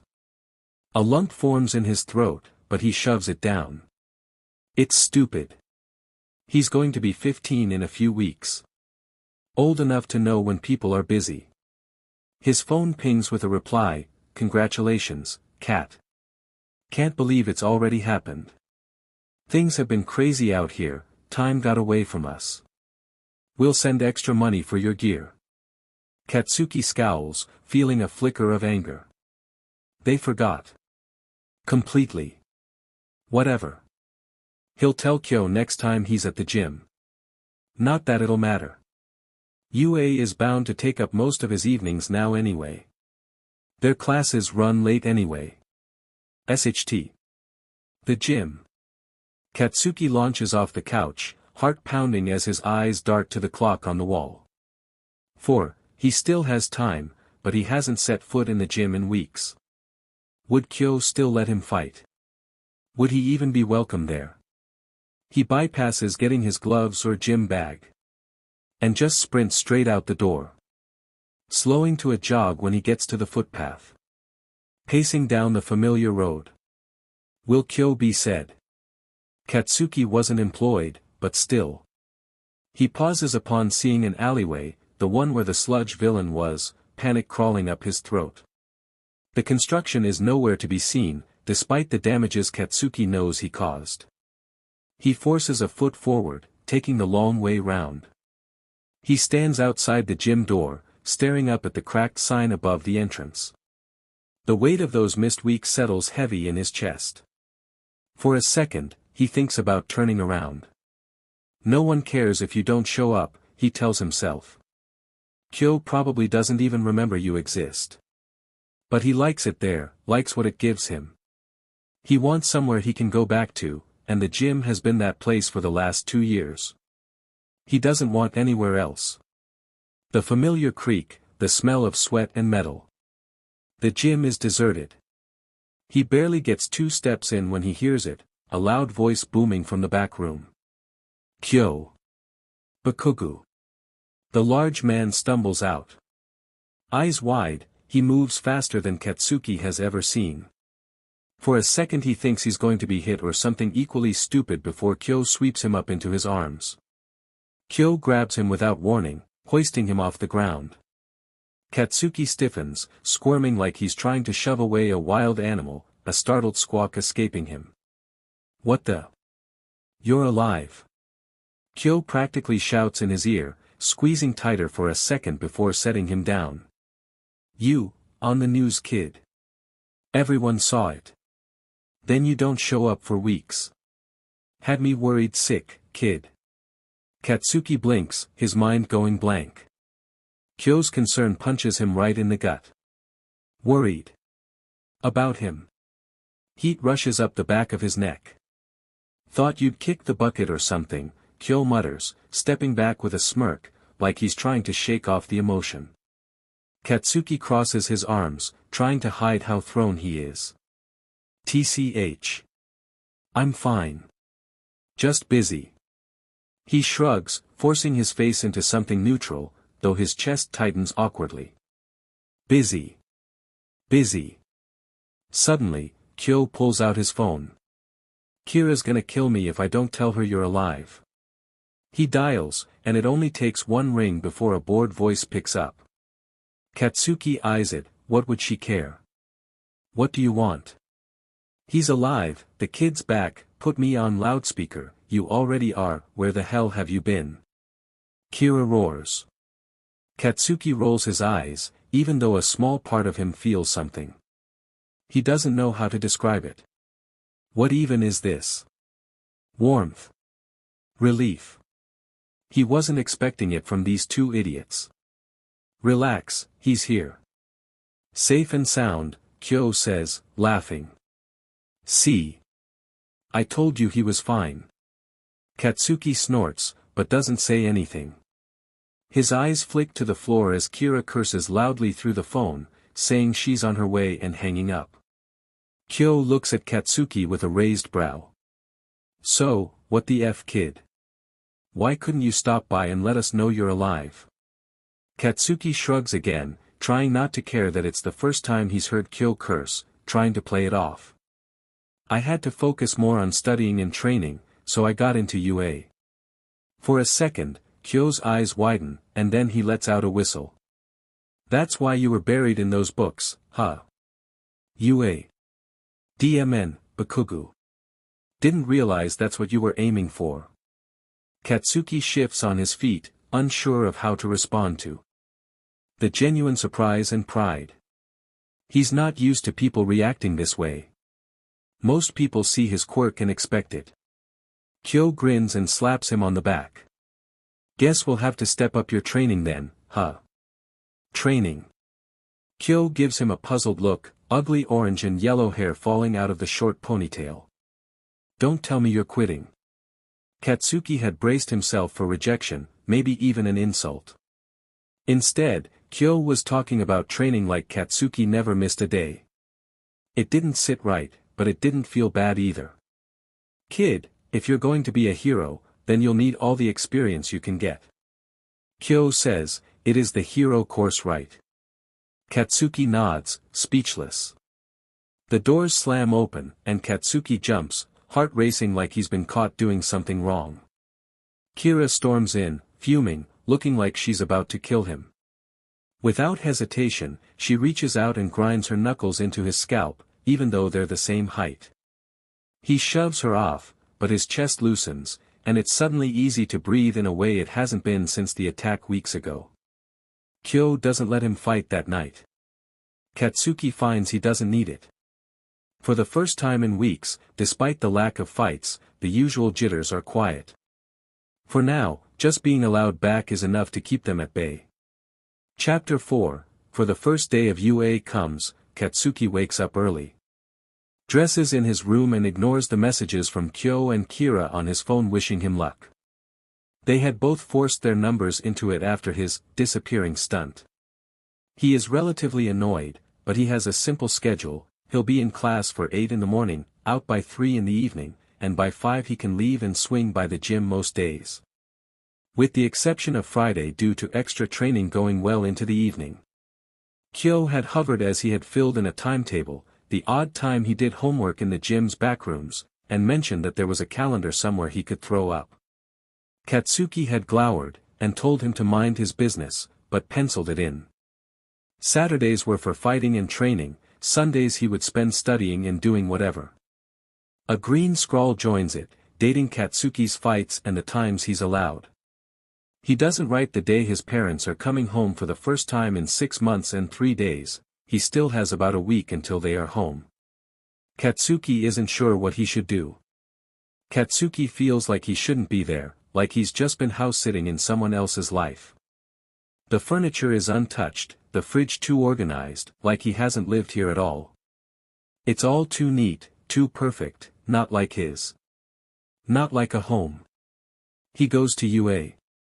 Dressed in the uniform he's craved for years. The collar of his shirt feels wrong, tight, like it's shrinking by the second. He yanks it loose, memories of sludge creeping up his throat, suffocating him. He didn't bother with the tie. The train is sparse, just a few early commuters with half-empty coffee cups.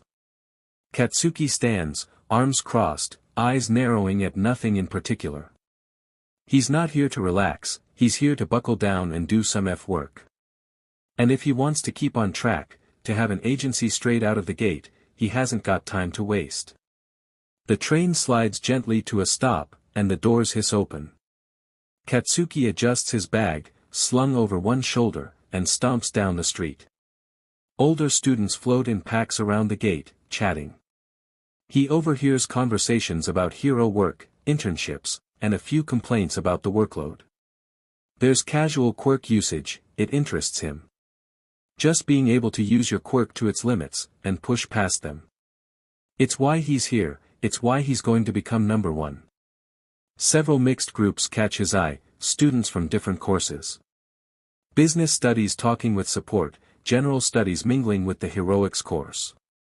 Katsuki's scowl deepens as he takes it all in. Of course they mix. Someone has to make his gear, manage his image. He feels stupid for not realizing it sooner. A few people scuttle out of his path at the sight of his expression. He's never been good at relationships. Too demanding. He only accepts the best. And when people can't keep up, their incompetence makes him snap. He heads toward the heroics building, already forming vague ideas on how to corner the support students and figure out who's got the most potential. His gear is going to take a beating, he's destructive, and he'll need someone who knows exactly what they're doing. Power loader's good, but he's got an entire course to teach, he won't even entertain the idea. So, Katsuki will want the top of the class, no exceptions. He wanders over to his classroom, 1A. Something preens in his chest at the thought. He strides in, eyeing the few students floating around, none of them paying him any mind. He doesn't recognize any faces from the entrance exam. He walks over to the window row and spots their names etched on top of the desks. He drops his bag onto his desk and casually glances at the name on the one behind him. Midoriya Izuku. His body freezes for a beat. What? He stares at the name, feeling something hot curl in his chest. Who did he PSS off? Why does the universe seem determined to make his life miserable? He's not an upstanding citizen, but it's not like he's out kicking puppies in his spare time. A burning sensation creeps into his palms. How the hell did Deku get in? Bulked up or not, the kid is still quirkless. Deku won't last. And with any luck, Katsuki will be left to pursue his dreams in peace. In 10 years, he won't even remember the guy. He takes a breath, remembers the fight from a few nights ago to focus. He remembers how he had slammed his fist into the guy's torso rhythmically, and breaths with the imaginary hits. Punch and inhale, punch and exhale. It works, miraculously.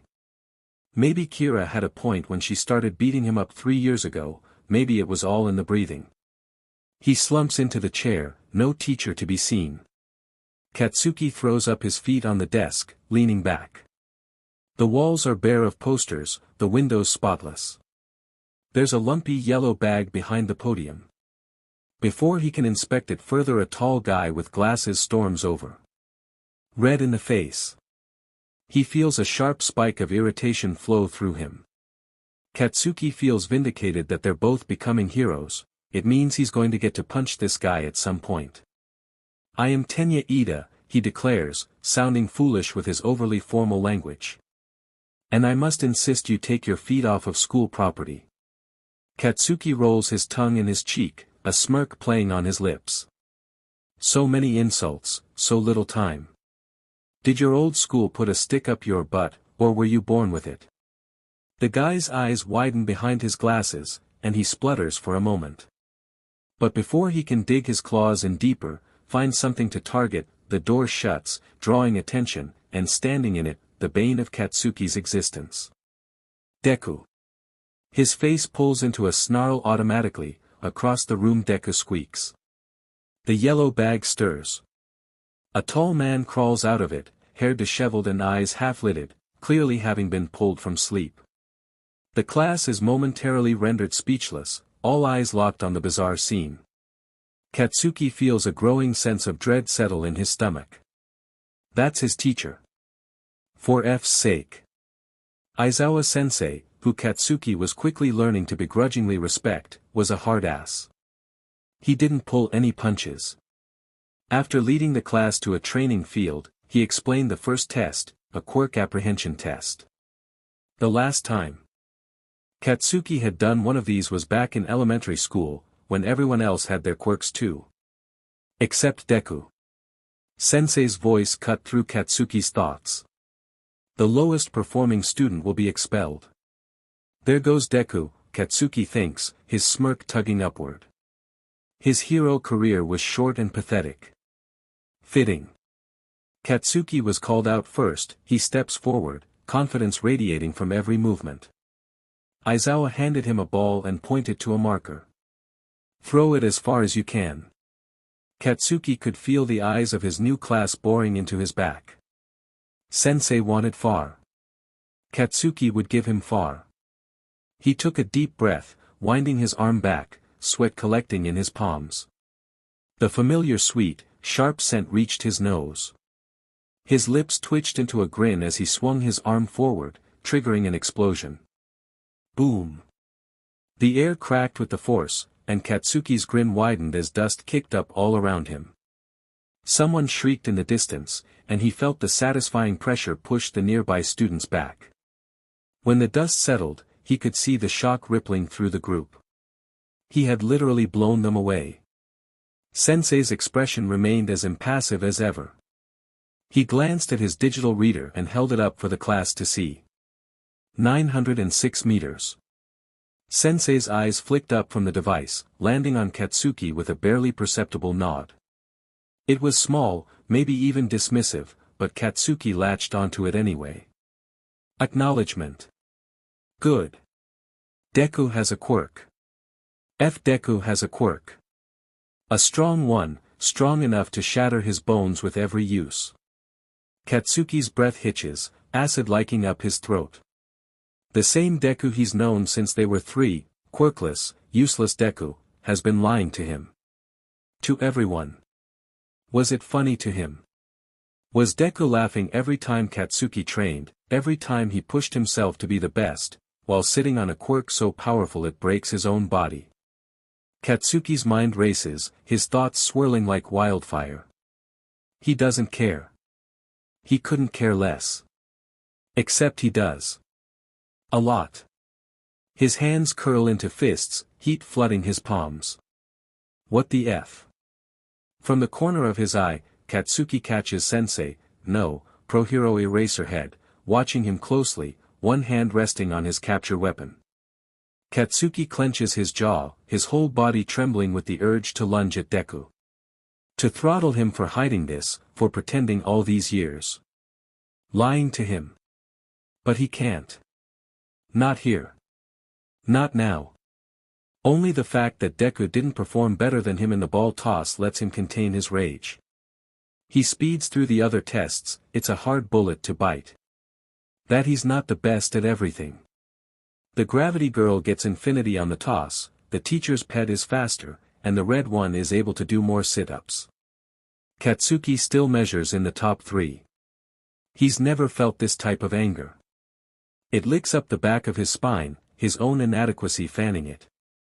He waits until they walk back into class, ignoring Deku's hurt expression at Katsuki ignoring him.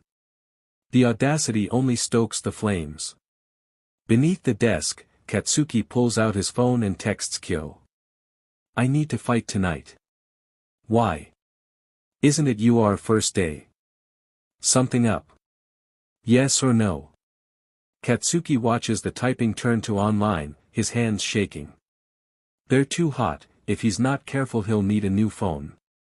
Kyo is typing again. The dots disappear. Katsuki throws his bag into the stairway, not even bothering to go home. What's the point? It's empty anyway. He brushes past a few regulars who try to greet him, but he ignores them. Kyo lingers nearby, shifting awkwardly before taking Katsuki's bag upstairs. When he comes back, Katsuki is already trying to punch his way through one of the sandbags, fists slamming relentlessly. Wordlessly, Kyo hands him a spare change of clothes, something Katsuki must have left behind before. He storms into the changing room, still seething. It's probably not smart to flaunt a UA uniform in a fight club, but Katsuki's too busy keeping the explosion simmering beneath his skin from escaping. He tugs on his gloves, feeling the familiar weight settle around his fist. Hours pass in a blur. Katsuki spends the time shadowboxing, hitting the bags, anything to keep his mind off Deku. Off the betrayal. The gym slowly fills with more regulars as the clock inches closer to 9. Katsuki ignores them all, lost in the rhythm of his movements. His fists slam into the bag again and again, until his knuckles sting, the ache dulling the fire under his skin. By the time the fights start, Katsuki is more than ready. The room buzzes with anticipation, the lights dimming slightly, and the boxing ring is cleared in the center.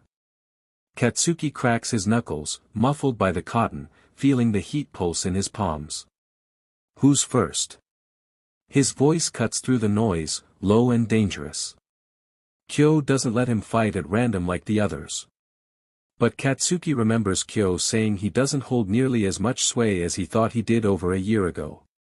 He's seething, desperate to punch and hurt. He wants someone to grow some F-ball and fight him.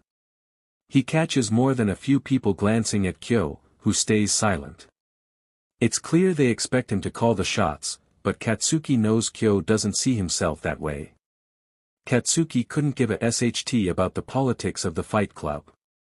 Someone steps into the ring. She's tall, and muscular. He's never seen her before. Katsuki lunges at her with a singular purpose, a coiled spring of pent-up rage ready to snap.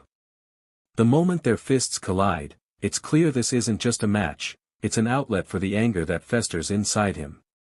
Each punch is driven not by a longing to win, but to hurt, to tear through flesh and bone, to drown out the noise of his own frustration. She meets him blow for blow, her strength formidable, but Katsuki feels detached, as if he's watching the scene unfold from a distance. The dull thud of his fist striking her abdomen is met with the sharp gasp of air leaving her lungs, but it barely registers in his mind. This isn't about victory, it's about the need to vent his fury, to find release in the chaos. With every strike, he pushes harder, losing himself in the rhythm of violence. His heart races, but it's not excitement, it's a cold, detached satisfaction as he feels her begin to falter. Katsuki isn't enjoying the fight, he's using it. Using her as a stand-in for the betrayal he feels, for the anger that bubbles just below the surface. He wants to see her break, wants to watch the world around him burn. Katsuki weaves under her next punch, dodging instinctively, but he doesn't dodge to avoid, it's a calculated move, a moment to reset before he unleashes a flurry of blows. Each impact sends a jolt through his body, and yet, the thrill is absent. Instead, there's only the cold rush of adrenaline and the deep-seated urge to inflict pain. He catches her with a fierce uppercut, the force of it snapping her head back, and he feels a flicker of something dark stir inside him. He doesn't want glory or admiration. He wants to destroy, to unleash the part of himself that feels the most alive in the wreckage. As she stumbles back, he senses a satisfaction that's chilling. There's no joy in this, only the urge to hurt, to take that pain and reflect it back onto those who've wronged him. She gets back up, her black hair looks green. The bruising on her nose turns to freckles. Katsuki snarls. Pushing closer, he jabs her again. Her arm punches out lazily, and Katsuki catches it. Then he uses his legs to jump up, planting them on her side. He kicks off, twisting. Katsuki, for the first time, dislocates someone's shoulder. She chokes on a scream, backing away. Katsuki doesn't move from the ring. His fists hurt, his body hums with exertion, but it doesn't quiet the noise in his head. Deku's face still flashes behind his eyes. His voice is low, he doubts the cheering crowd can hear him. But the message is clear, who's next? The air is cold, the night is dark. The streets are empty. Katsuki is bruised and battered, he pushed himself until Kyo dragged him out of the ring. Fight after fight. He lost track. Kyo had pushed him onto the couch, annoyed, and told him to go to sleep. Katsuki had gotten up seconds after Kyo disappeared down the stairs again, grabbed his school bag and his uniform and slipped through the crowd. It was early enough, he can still hear traffic from the more populated areas. Only about midnight, usually fights would end around 1 or 2, but Katsuki had dominated the ring, it'd go much longer tonight. He's not the only one who needs a fix, he knows that by now. He closes his jacket, the zip hitting his nose. The air is biting, a sure sign winter is coming. Katsuki hates winter. He walks alone in the dark, his unfiltered rage has reduced to a simmering irritation. He gives less of a SHT about Deku lying to him for 13 years. He walks along head down, his gloves are in his pockets. No need for them right now. He walks home slowly. He notices a short, plump woman ahead of him and frowns. She must have come off the last train, doesn't matter. Except it's late, and she's alone. Katsuki is training to be a hero, he knows a dangerous situation when he sees one. She's clutching a small handbag, wearing nursing scrubs. She doesn't have a jacket despite the cold. Katsuki isn't trying to catch up to her, he's aware of how that would look, but she's a slow walker and soon he's close enough to recognize her. Deku's mom. Of course it is. He clears his throat, she whips around, familiar green eyes wide in shock. Wah! What do you, Bakuga-kun? He nods. Inko Midoriya's brows pinch, what are you doing out so late? Aren't your parents worried? He shifts, trying to be somewhat civilized, she's never been cruel to him. They aren't home, I was just on a walk. Why are you out? It's freaking dark out. She runs a hand through her frazzled hair, I just got off work, it was late and I forgot my jacket in the locker. I didn't have time to turn back, and I didn't have time to ask Izuku how his first day was. Oh. How was it? Katsuki responds gruffly, his palms heat angrily, fine, we're in the same class. Then slightly accusatory, nice quirk he's got. She lets out a stressed laugh. Yes. It took us all by surprise, so late and so different from his father's or mine. Katsuki pauses, eyes landing on the wedding ring she still wears. He wonders what people are saying about her, in her work. If her son has a different quirk than his father, maybe assumptions are being made. Deku's mom is a good person, a really good person. She doesn't deserve that, true or not. He winces. She's going to catch a cold. He doesn't owe her anything. Not after what Deku pulled. But then again, she's always been kind, always smiled at him. His fists tighten in his pockets before he shrugs off his jacket, he's always been tall and muscular. His bag hits the pavement. He shoves the jacket towards her. Here. It's cold, oh, I couldn't, he sneers, just take it, my quirk keeps me warm just fine. A lie, the only lie he can actually remember telling. She stutters, but takes the jacket. Thanking him. They walk on together. He hates that it feels good, doing something nice. It shouldn't. He wants to be angry, he is still angry at Deku for lying. But the way her shoulders relax when he walks beside her. Katsuki couldn't walk away. Katsuki will walk her home, just to be safe. He's grateful for the lack of streetlights, it means she can't see the marks littering his skin. He recalls the countless times she smiled at him, always offering silly encouragement. Now, seeing her alone and vulnerable, it stirs an urge to make sure she gets home, not for Deku, but because she's someone who has always shown him kindness. Sparks simmer beneath the surface, a constant reminder of the betrayals he felt surrounding Deku. But with each step beside Midoriya-san, he grappled with the unfairness of her situation, the thought of her facing whispers about her family igniting a festering irritation. Maybe Deku hid his quirk to avoid rumors. His dad has been working in America since they were kids, before quirks. In the slim chance that Deku is an affair baby, Katsuki thinks he could, maybe, get over it. He could understand. He walks her to her apartment building, but doesn't take the jacket back or say goodbye. He just keeps on walking, ignoring her calling for him.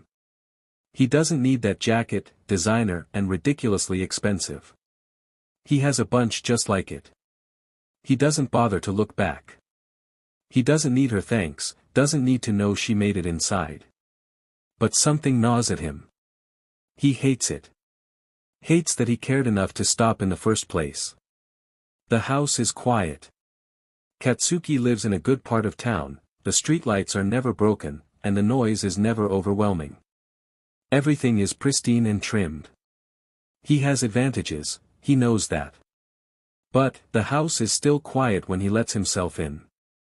He cleans up the small mess he left in the kitchen that morning, his movements automatic as he winces, the dull ache in his ribs reminding him of the last fight. He preps himself a bento for school the next day, crispy chili beef and rice, grateful for the simple routine.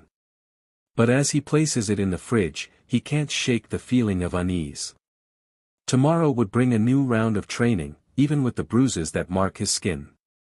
He climbs the stairs to his room, each step a reminder of the toll the night has taken on him. His ensuite is dark, but as he flicks on the light, he catches a glimpse of his reflection in the mirror. The bruises bloom across his skin, angry purples and deep red standing out against his pale complexion. He looks away, he's not sure how he's going to cover that up. Katsuki turns on the shower, letting steam fill the room. The hot water will help ease some of the tension in his muscles, but he knows it won't erase the weight of the fights or the thought of facing Deku tomorrow. He takes a moment to breathe, feeling the warmth seep into his bones. He crawls into bed after, hair still wet. He's asleep the second his head hits the pillow. Chapter 5 Katsuki's eyes snapped open to the sound of his alarm, the harsh, mechanical beeping like a hammer against his skull. He groaned, slamming his hand down on the clock to silence it. The familiar room felt stifling, suffocating, and as he sat up, his body protested. Muscles ached, skin stinging from the bruises littering his torso like a mosaic of pain. Each sharp breath was a reminder of last night's brutal fights. Damn it. Last night was a mess. It had felt good in a twisted way. The raw brutality, the constant fights, one after the other, had been what he needed. But if Kyo hadn't pulled him out, would he have stopped? He glanced down at the angry purple marks blooming across his ribs, tracing the edges with his fingertips. The pain was familiar, almost comforting. It was becoming a weekly routine. Katsuki shoved the shame to the back of his mind. He had seen everything in that ring, the chaos and violence were expected. Kyo never interfered, yet he pulled Katsuki out. Cut his round short. On one hand, he knew he shouldn't have fought more. Then 2 rounds, especially not when today was his second day at UA. Bruises painted across his chest, some a sickly yellow, others a deep violet. But on the other hand, he felt cheated. He pulled on his uniform shirt, the fabric scraping against tender skin. Only a few marks peeked out around the collar, one on his cheekbone. As he glanced at the calendar above his desk, an unsettling thought crept into his mind: his parents would be home later this evening. The anticipation felt like a rock in his stomach. What would they think of him now? Katsuki's chest tightened with the thought. It was like he was sprinting full speed but never getting any further ahead. Would they see his bruises and think he was a failure? That all the fighting had made him soft? The thought gnawed at him, eating away at his pride and confidence. One thing was for certain: if today didn't go his way, then something had to change. He wasn't going to fall behind, not to Deku. Not to anyone. With one last glance at his reflection, Katsuki steeled himself. Today would be different. He would show them all. He walks in the classroom door, ready to start whatever bullshit Sensei has got planned. The sun is offensively bright through the windows. Katsuki is early again, this time Sensei, sleeping bag and all, are nowhere to be seen. He sits at his desk, resting a hand against his ribs when they throb. A bright group seems to bounce over to him, yellow, red and pink. Katsuki can already feel the impending headache. He never liked the Teletubbies. "Hey, man, says the yellow one. He reminded Katsuki of all the leeches he knew in middle school. So yesterday was crazy, right? I really thought he would expel someone.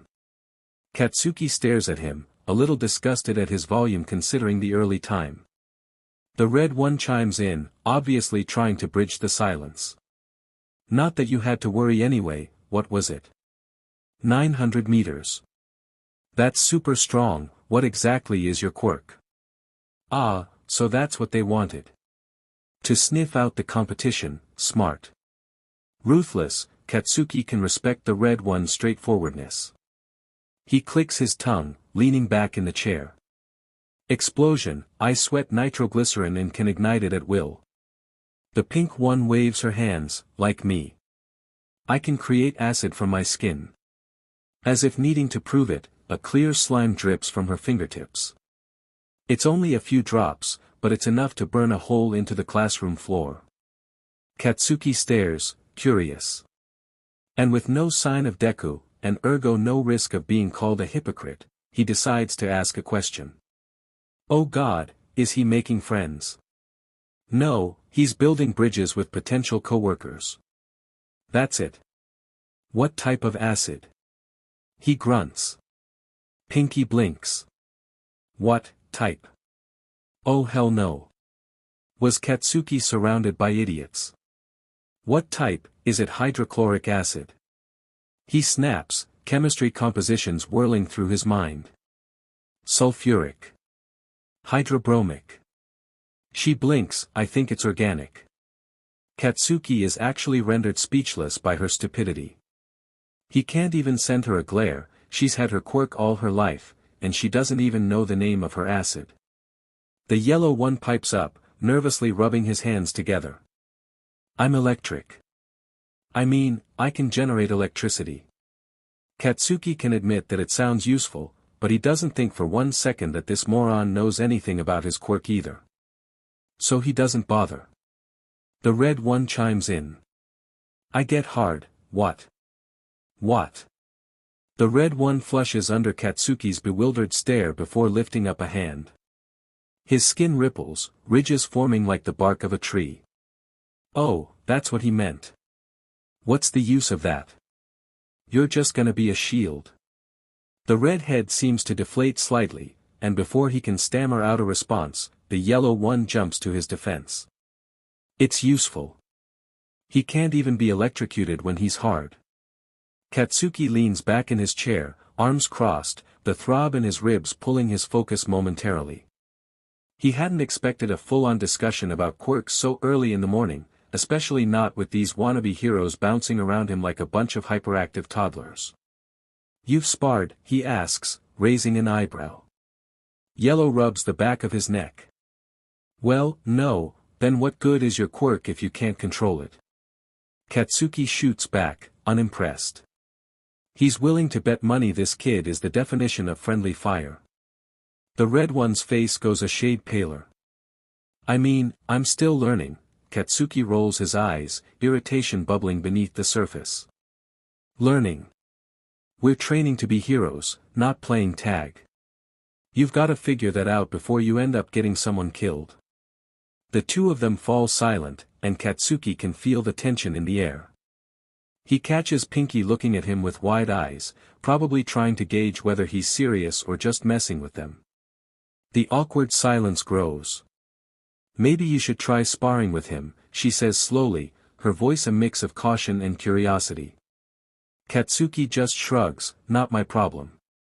He leans back further in his chair, letting the discussions swirl around him while he mentally prepares for what lies ahead.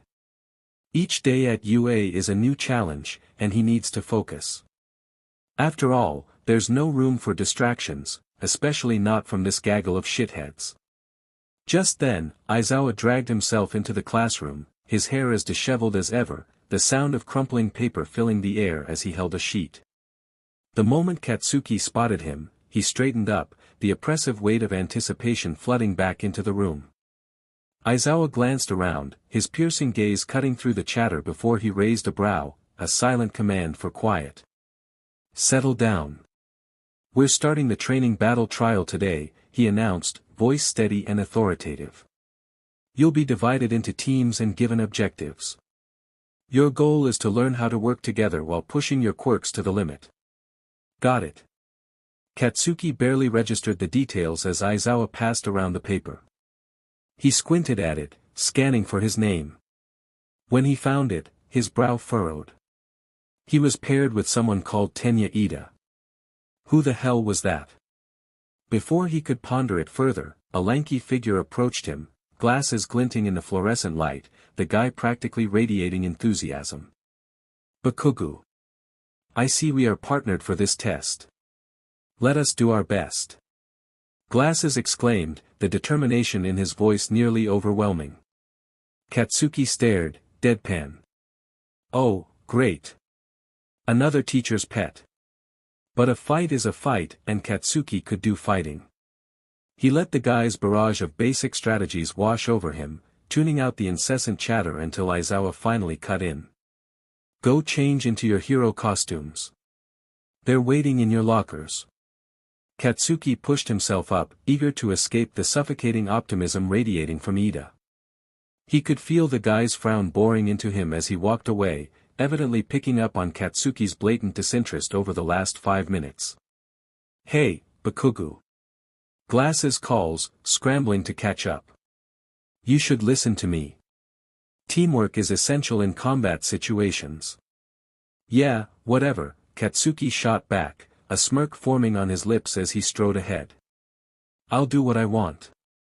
As he made his way to the changing rooms, he could hear Ida sputtering behind him, and a wave of satisfaction washed over him. There was no way he was going to let some goody two-shoes dictate how this battle trial would go. He was ready to blow the competition away, and nothing was going to stop him. The atmosphere in the changing room was electric.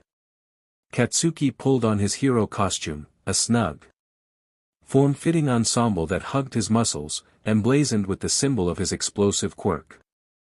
He caught a glimpse of himself in the mirror, hair spiked in its usual chaotic manner, a grin creeping onto his face. Everyone chatting animated behind him. He heard a low gasp, turning around to face the red one again. Their lockers being next to each other. Bakugu, what happened? He asked, voice a mixture of concern and awe as he pointed to the bruises decorating Katsuki's arms and sides, remnants of yesterday night. None of your business. He snaps, fitting the gauntlets. Only leaving his upper arms visible, unfortunately, both sides were littered with bruises. Whatever. With his costume now on, he stepped out of the changing room, ready to face whatever bullshit awaited him in the training battle trial. Aizawa stood at the front, his usual messy appearance hardly changing even in the professional environment. Listen up, he commanded, and the chatter died down instantly. Today, you'll be participating in a training battle trial. You'll be divided into 2 teams, heroes and villains. The objective for the heroes is to reach the bomb located on the upper floor. The villains need to stop them from getting there, either by capturing them or taking them out of the fight. Katsuki barely listened to the details, his mind already racing with strategies. Assigned to the villain team, he was set to face Deku and a girl with brown hair. Even after walking Midoriya-san home, that stupid sense of betrayal lingered in his chest. Deku had hidden his quirk for years, and Katsuki was convinced it was to protect his mother's reputation. The idea made him seethe, it felt like a personal insult. Did Deku think Katsuki was some shallow but as kids? Someone to tolerate. They hadn't been friends for years, but they were once. Was Deku always looking down on him? A hot spark flared down his shoulders, igniting a fresh wave of resentment. We can utilize your explosive quirk to create diversions. Glasses explained, practically as if Katsuki was stupid. If we draw their attention away, we can flank them and, Katsuki's palms crackled, and he shut up. You focus on the girl, I'll get Deku. Glasses opened his mouth to argue, doubt flickering across his face, but the sight of Katsuki's smoking hands made him rethink. He nodded, his expression shifting from skepticism to reluctant acceptance. The alarm blared overhead, signaling the start of the 20-minute exercise. Katsuki rolled his shoulders, the tension coiling in his muscles. He took a deep breath, letting the adrenaline surge through him as he stepped into the dark halls, ignoring his aching ribs, leaving glasses to guard the bomb. As Katsuki stepped into the shadowy corridor, adrenaline coursed through his veins, igniting a fierce determination. He inhaled deeply, the familiar scent of stale air filling his lungs. It reminded him of the gym, a place where he'd forged his strength. Distant sounds of footsteps echoed. Deku and his partner were close. He met them on the lower floors, dropping down so suddenly that the girl screamed and flung herself out of the way. "Go on, Uraraka-san," Deku said, taking a weak stance. "I'll deal with Kaken." She nodded, pale, and skirted around him. Katsuki let her go. Glasses should be able to handle her, she had practically no muscle. He faced Deku, an ugly snarl twisting his features. Deku raised his hands defensively. The corridor pulsed with energy as Katsuki crashed into Deku. Fueled by adrenaline and anger, he unleashed a series of explosive punches, each one hitting with enough force to shake the walls. He danced around Deku with practiced ease, a frown etching deeper on his face. Katsuki wanted answers. "Never thought you were a liar," he taunted, launching a small explosion from his palm that sent Deku sprawling against the wall. The impact echoed through the building, a reminder of Katsuki's raw power. But Deku wasn't down for long. He pushed himself up, determination blazing in his eyes. "I won't give up, Kaken," he shouted, charging forward with renewed vigor. Katsuki felt a flicker of annoyance at the resilience he had always hated in Deku. His bruises throbbed. "Stop avoiding this, Deku. You really are pathetic." With a swift move, Deku dodged Katsuki's next strike, countering with an explosive kick aimed at Katsuki's midsection. Katsuki barely managed to block it, the force of the blow made him stumble. His ribs cried out. He tried to remember Kira's lessons and breathe evenly. Katsuki saw the determination etched on Deku's face, his brow furrowed in concentration as he prepared for the next attack. Anger flared inside Katsuki, and in a moment of reckless overconfidence, he went in close, throwing a punch without igniting his quirk. Deku braced himself, twisting his body to avoid the explosion that wasn't there. Katsuki's punch caught him full force in the cheek. He stumbled back, wide-eyed and shocked. Katsuki's heart raced, he was winning, but something about Deku's unwavering spirit kept him on edge. He didn't like it. "Did you like it? Lying to everyone for years. Did you get a good laugh?" Katsuki spat, his patience wearing thin. "I never lied to you, Kaken." With a quick surge of power, Katsuki rushed forward again, this time focusing on a more straightforward attack. But in his eagerness to end the fight, he felt his overconfidence slipping. Deku grabbed him, spinning him into a wall, redirecting the blow. Katsuki cried out, unable to stop it, a surge of pain shooting across his chest like lightning. Katsuki's eyes narrowed, pride flaring even as the sting of the misstep burned within him. He was done talking. He was done with Deku. But Deku refused to back down. Gritting his teeth, he propelled himself away from the blasts, channeling one for all into his legs for a burst of speed. "I'll show you I've gotten stronger," he exclaimed, charging at Katsuki once more. Katsuki braced himself, anticipating the impact. This time, he was ready. With a swift dodge, he countered Deku's charge with a powerful uppercut, sending Deku crashing to the ground. Katsuki felt a surge of triumph, but it was fleeting. Deku was already scrambling to his feet, pushing himself up with sheer determination. "Stay down," Katsuki growled. Deku took a moment to breathe, wincing as he struggled to stand. "I'm not giving up," he gasped, eyes blazing with resolve. "I can't let you win this." Katsuki snarled, hand hovering over the pin of his gauntlet. This wouldn't kill him, if he dodged. The pin clinked loose, and Katsuki saw the explosion before he heard it. It rattled the building, and for a brief moment, Deku vanished in the smoke and debris. Then, out of the rubble, Deku stood again, battered but unbroken. A sharp voice cut through the chaos, displeased. The assignment is over. The heroes win. The words hit Katsuki like a bucket of ice water, freezing his momentum mid-strike. His heart dropped, anger and frustration boiling within him as he realized the ramifications of their fight. Damn it, he cursed aloud, annoyed at Glass's inability to do the one job Katsuki had given him. They walked out of the building, Katsuki still sparking with pent-up energy. Deku was hauled off to the infirmary. Katsuki met Sensei's hard stare, refusing to blink. The next group moved on awkwardly toward the doors. Red, yellow, and pink watched him with matching frowns. Katsuki walked into a nearby hall instead. Katsuki's fists clenched until his knuckles turned white, his body still trembling with adrenaline. He couldn't believe it. He'd lost.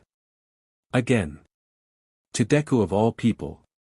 He could feel the heat rising in his chest, his heart pounding in time with the rush of fury that coursed through him. How could this happen? Katsuki thought, pacing in the dimly lit hallway just outside the training arena. He could feel his muscles still thrumming with the remnants of the fight, a twisted reminder of failure that only served to stoke the flames of his anger. God, he was stupid, what would his parents think? He stopped abruptly, slamming his fist into the nearest wall, the impact echoing in the silence around him. The explosion of pain that followed was almost a welcome distraction, but even that couldn't quell the storm raging within. Why did I hesitate? That single moment of doubt replayed in his mind, a cruel loop taunting him with images of victory just out of reach.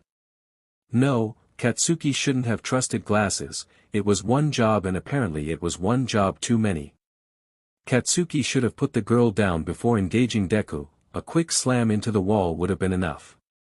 Why the hell did he try the teamwork thing? Damn it, he shouted, his voice reverberating off the walls. Small sparks crackled around his palm, the remnants of his quirk responding to his volatile emotions. He wanted to unleash his frustration, to burn away the humiliation that clung to him like a second skin. He punched the wall again, a fierce explosion of energy bursting from his hand, leaving a charred mark and a smoldering hole. Bakugu, are you? A voice interrupted his thoughts, breaking through the haze of his anger. Red stood there, eyes wide with concern, his red hair bouncing as he stepped forward. He always had a way of getting under Katsuki's skin, even when he was trying to help. The stupid grin on Red's face faded as he took in the remnants of Katsuki's rage. Back off, Katsuki snapped, his voice sharp like the edges of his fury. I don't need your pity. Red flinched, the words hitting him like a physical blow, but he didn't step back. I'm just checking on you, man. You seemed what? Katsuki interrupted, rage bubbling over, threatening to erupt. Red's brow furrowed, but he held his ground, hands raised in a placating gesture. That was a pretty intense fight. You know that, right? It was just a training exercise, intense fight. Katsuki could laugh, it didn't last longer than 10 minutes. He's had spars longer than that, if Kyo or Kira had seen that, he would be laughed out of the gym. Just a training exercise. Katsuki shot back, his anger morphing into something darker, something more profound. He turned away, fists shaking at his sides, frustration threatening to consume him whole. He didn't need their concern, he needed to be stronger. He needed to win. He recalls a fight, punch and breathe, punch and breathe. Red shifts, obviously lost. Katsuki doesn't have the time for this. His palms crackle with small sparks, flickering and popping like the fire he felt raging in his heart. He felt like a kettle about to boil over, the pressure building, the steam escaping in bursts as he fought to contain it all. Look, I get it, Red persisted, unwisely. But you can't just keep pushing everyone away because you lost once, it's not manly, lost. The word struck a chord deep within Katsuki. He'd rather be isolated in his anger, consumed by the relentless need to prove himself than loose. F off, Red, Katsuki growled, anger still simmering just beneath the surface. I don't need your lame attempt at a therapy session, my name is Kirishima. Red snaps, then looks slightly shocked, like it wasn't him who said that. Katsuki's heart raced, his breathing uneven as he wrestled with the words. That was a challenge, there was a fight in there. Red had thrown down the glove. Katsuki was itching to pick it up. Aizawa Sensei appears in the doorway as if summoned, glowering. Is there a problem here? No, sir. Sensei looks at Katsuki, his knuckles are still from where he punched the wall. He grinds his teeth angrily. No. They go back inside to watch a furry and a candy cane fight a bird and octopus. Katsuki doesn't pay attention. Katsuki sat alone in the dim locker room, the fluorescent lights flickering overhead in time with the heat in his hands. The others had left, changed and were talking about the assignment. The air felt heavy, thick with the remnants of sweat and his disappointment. He clenched his jaw, staring blankly at the row of lockers, their metallic surfaces reflecting his simmering frustration. With a sudden surge of rage, he slammed his fist into the nearest locker. The loud thud echoed off the walls, a brutal reminder of his failure. Pain shot through his knuckles, he leaned back against the cool metal, the adrenaline slowly draining from his body, leaving a hollow ache in its wake. The thought of being weak gnawed at him, an insidious whisper that threatened to consume him whole. His fists trembled, clenched so tight that his nails dug into his palms. He ripped off his shirt in a fit of frustration. Proof of his own lack of skill painted across his skin in blues, he went back and fought in Kyo's gym more than once a week. Yet here he was, back at square one, facing the reality of his inadequacy. The voices of his classmates echoed in his mind, concern mixed with pity, like a mocking choir celebrating his failure. He changes quickly, his school uniform is rumpled and he doesn't care. The thought of greeting his parents with nothing but failure burns. He doesn't want to have lost to Deku, or to go home. He wants to fight again. But after last night, there's no way in hell Kyo is letting him back in that ring. The thought sent a shiver down his spine, awakening something primal within him. He remembered the rush of battling without rules, the intoxicating thrill of letting go, of channeling his anger into raw, unfiltered power. He had fought opponent after opponent, and won. He had hurt and broken them, he had done a good job at it. Katsuki stopped, his heart pounding as he considered how to get back in the ring. Thursday after his parents leave again, he'll go back. He'll do whatever it takes to convince Kyo to let him fight again. The resolve settled in his gut, a dark promise that whispered of the choices to come. With a grimace, he took a deep breath, suppressing the tempest swirling inside him. The underground fights called to him like a siren's song, promising release and strength. He couldn't shake the thought as he left the locker room, his fists still clenched tight. He wanted back, he needed it.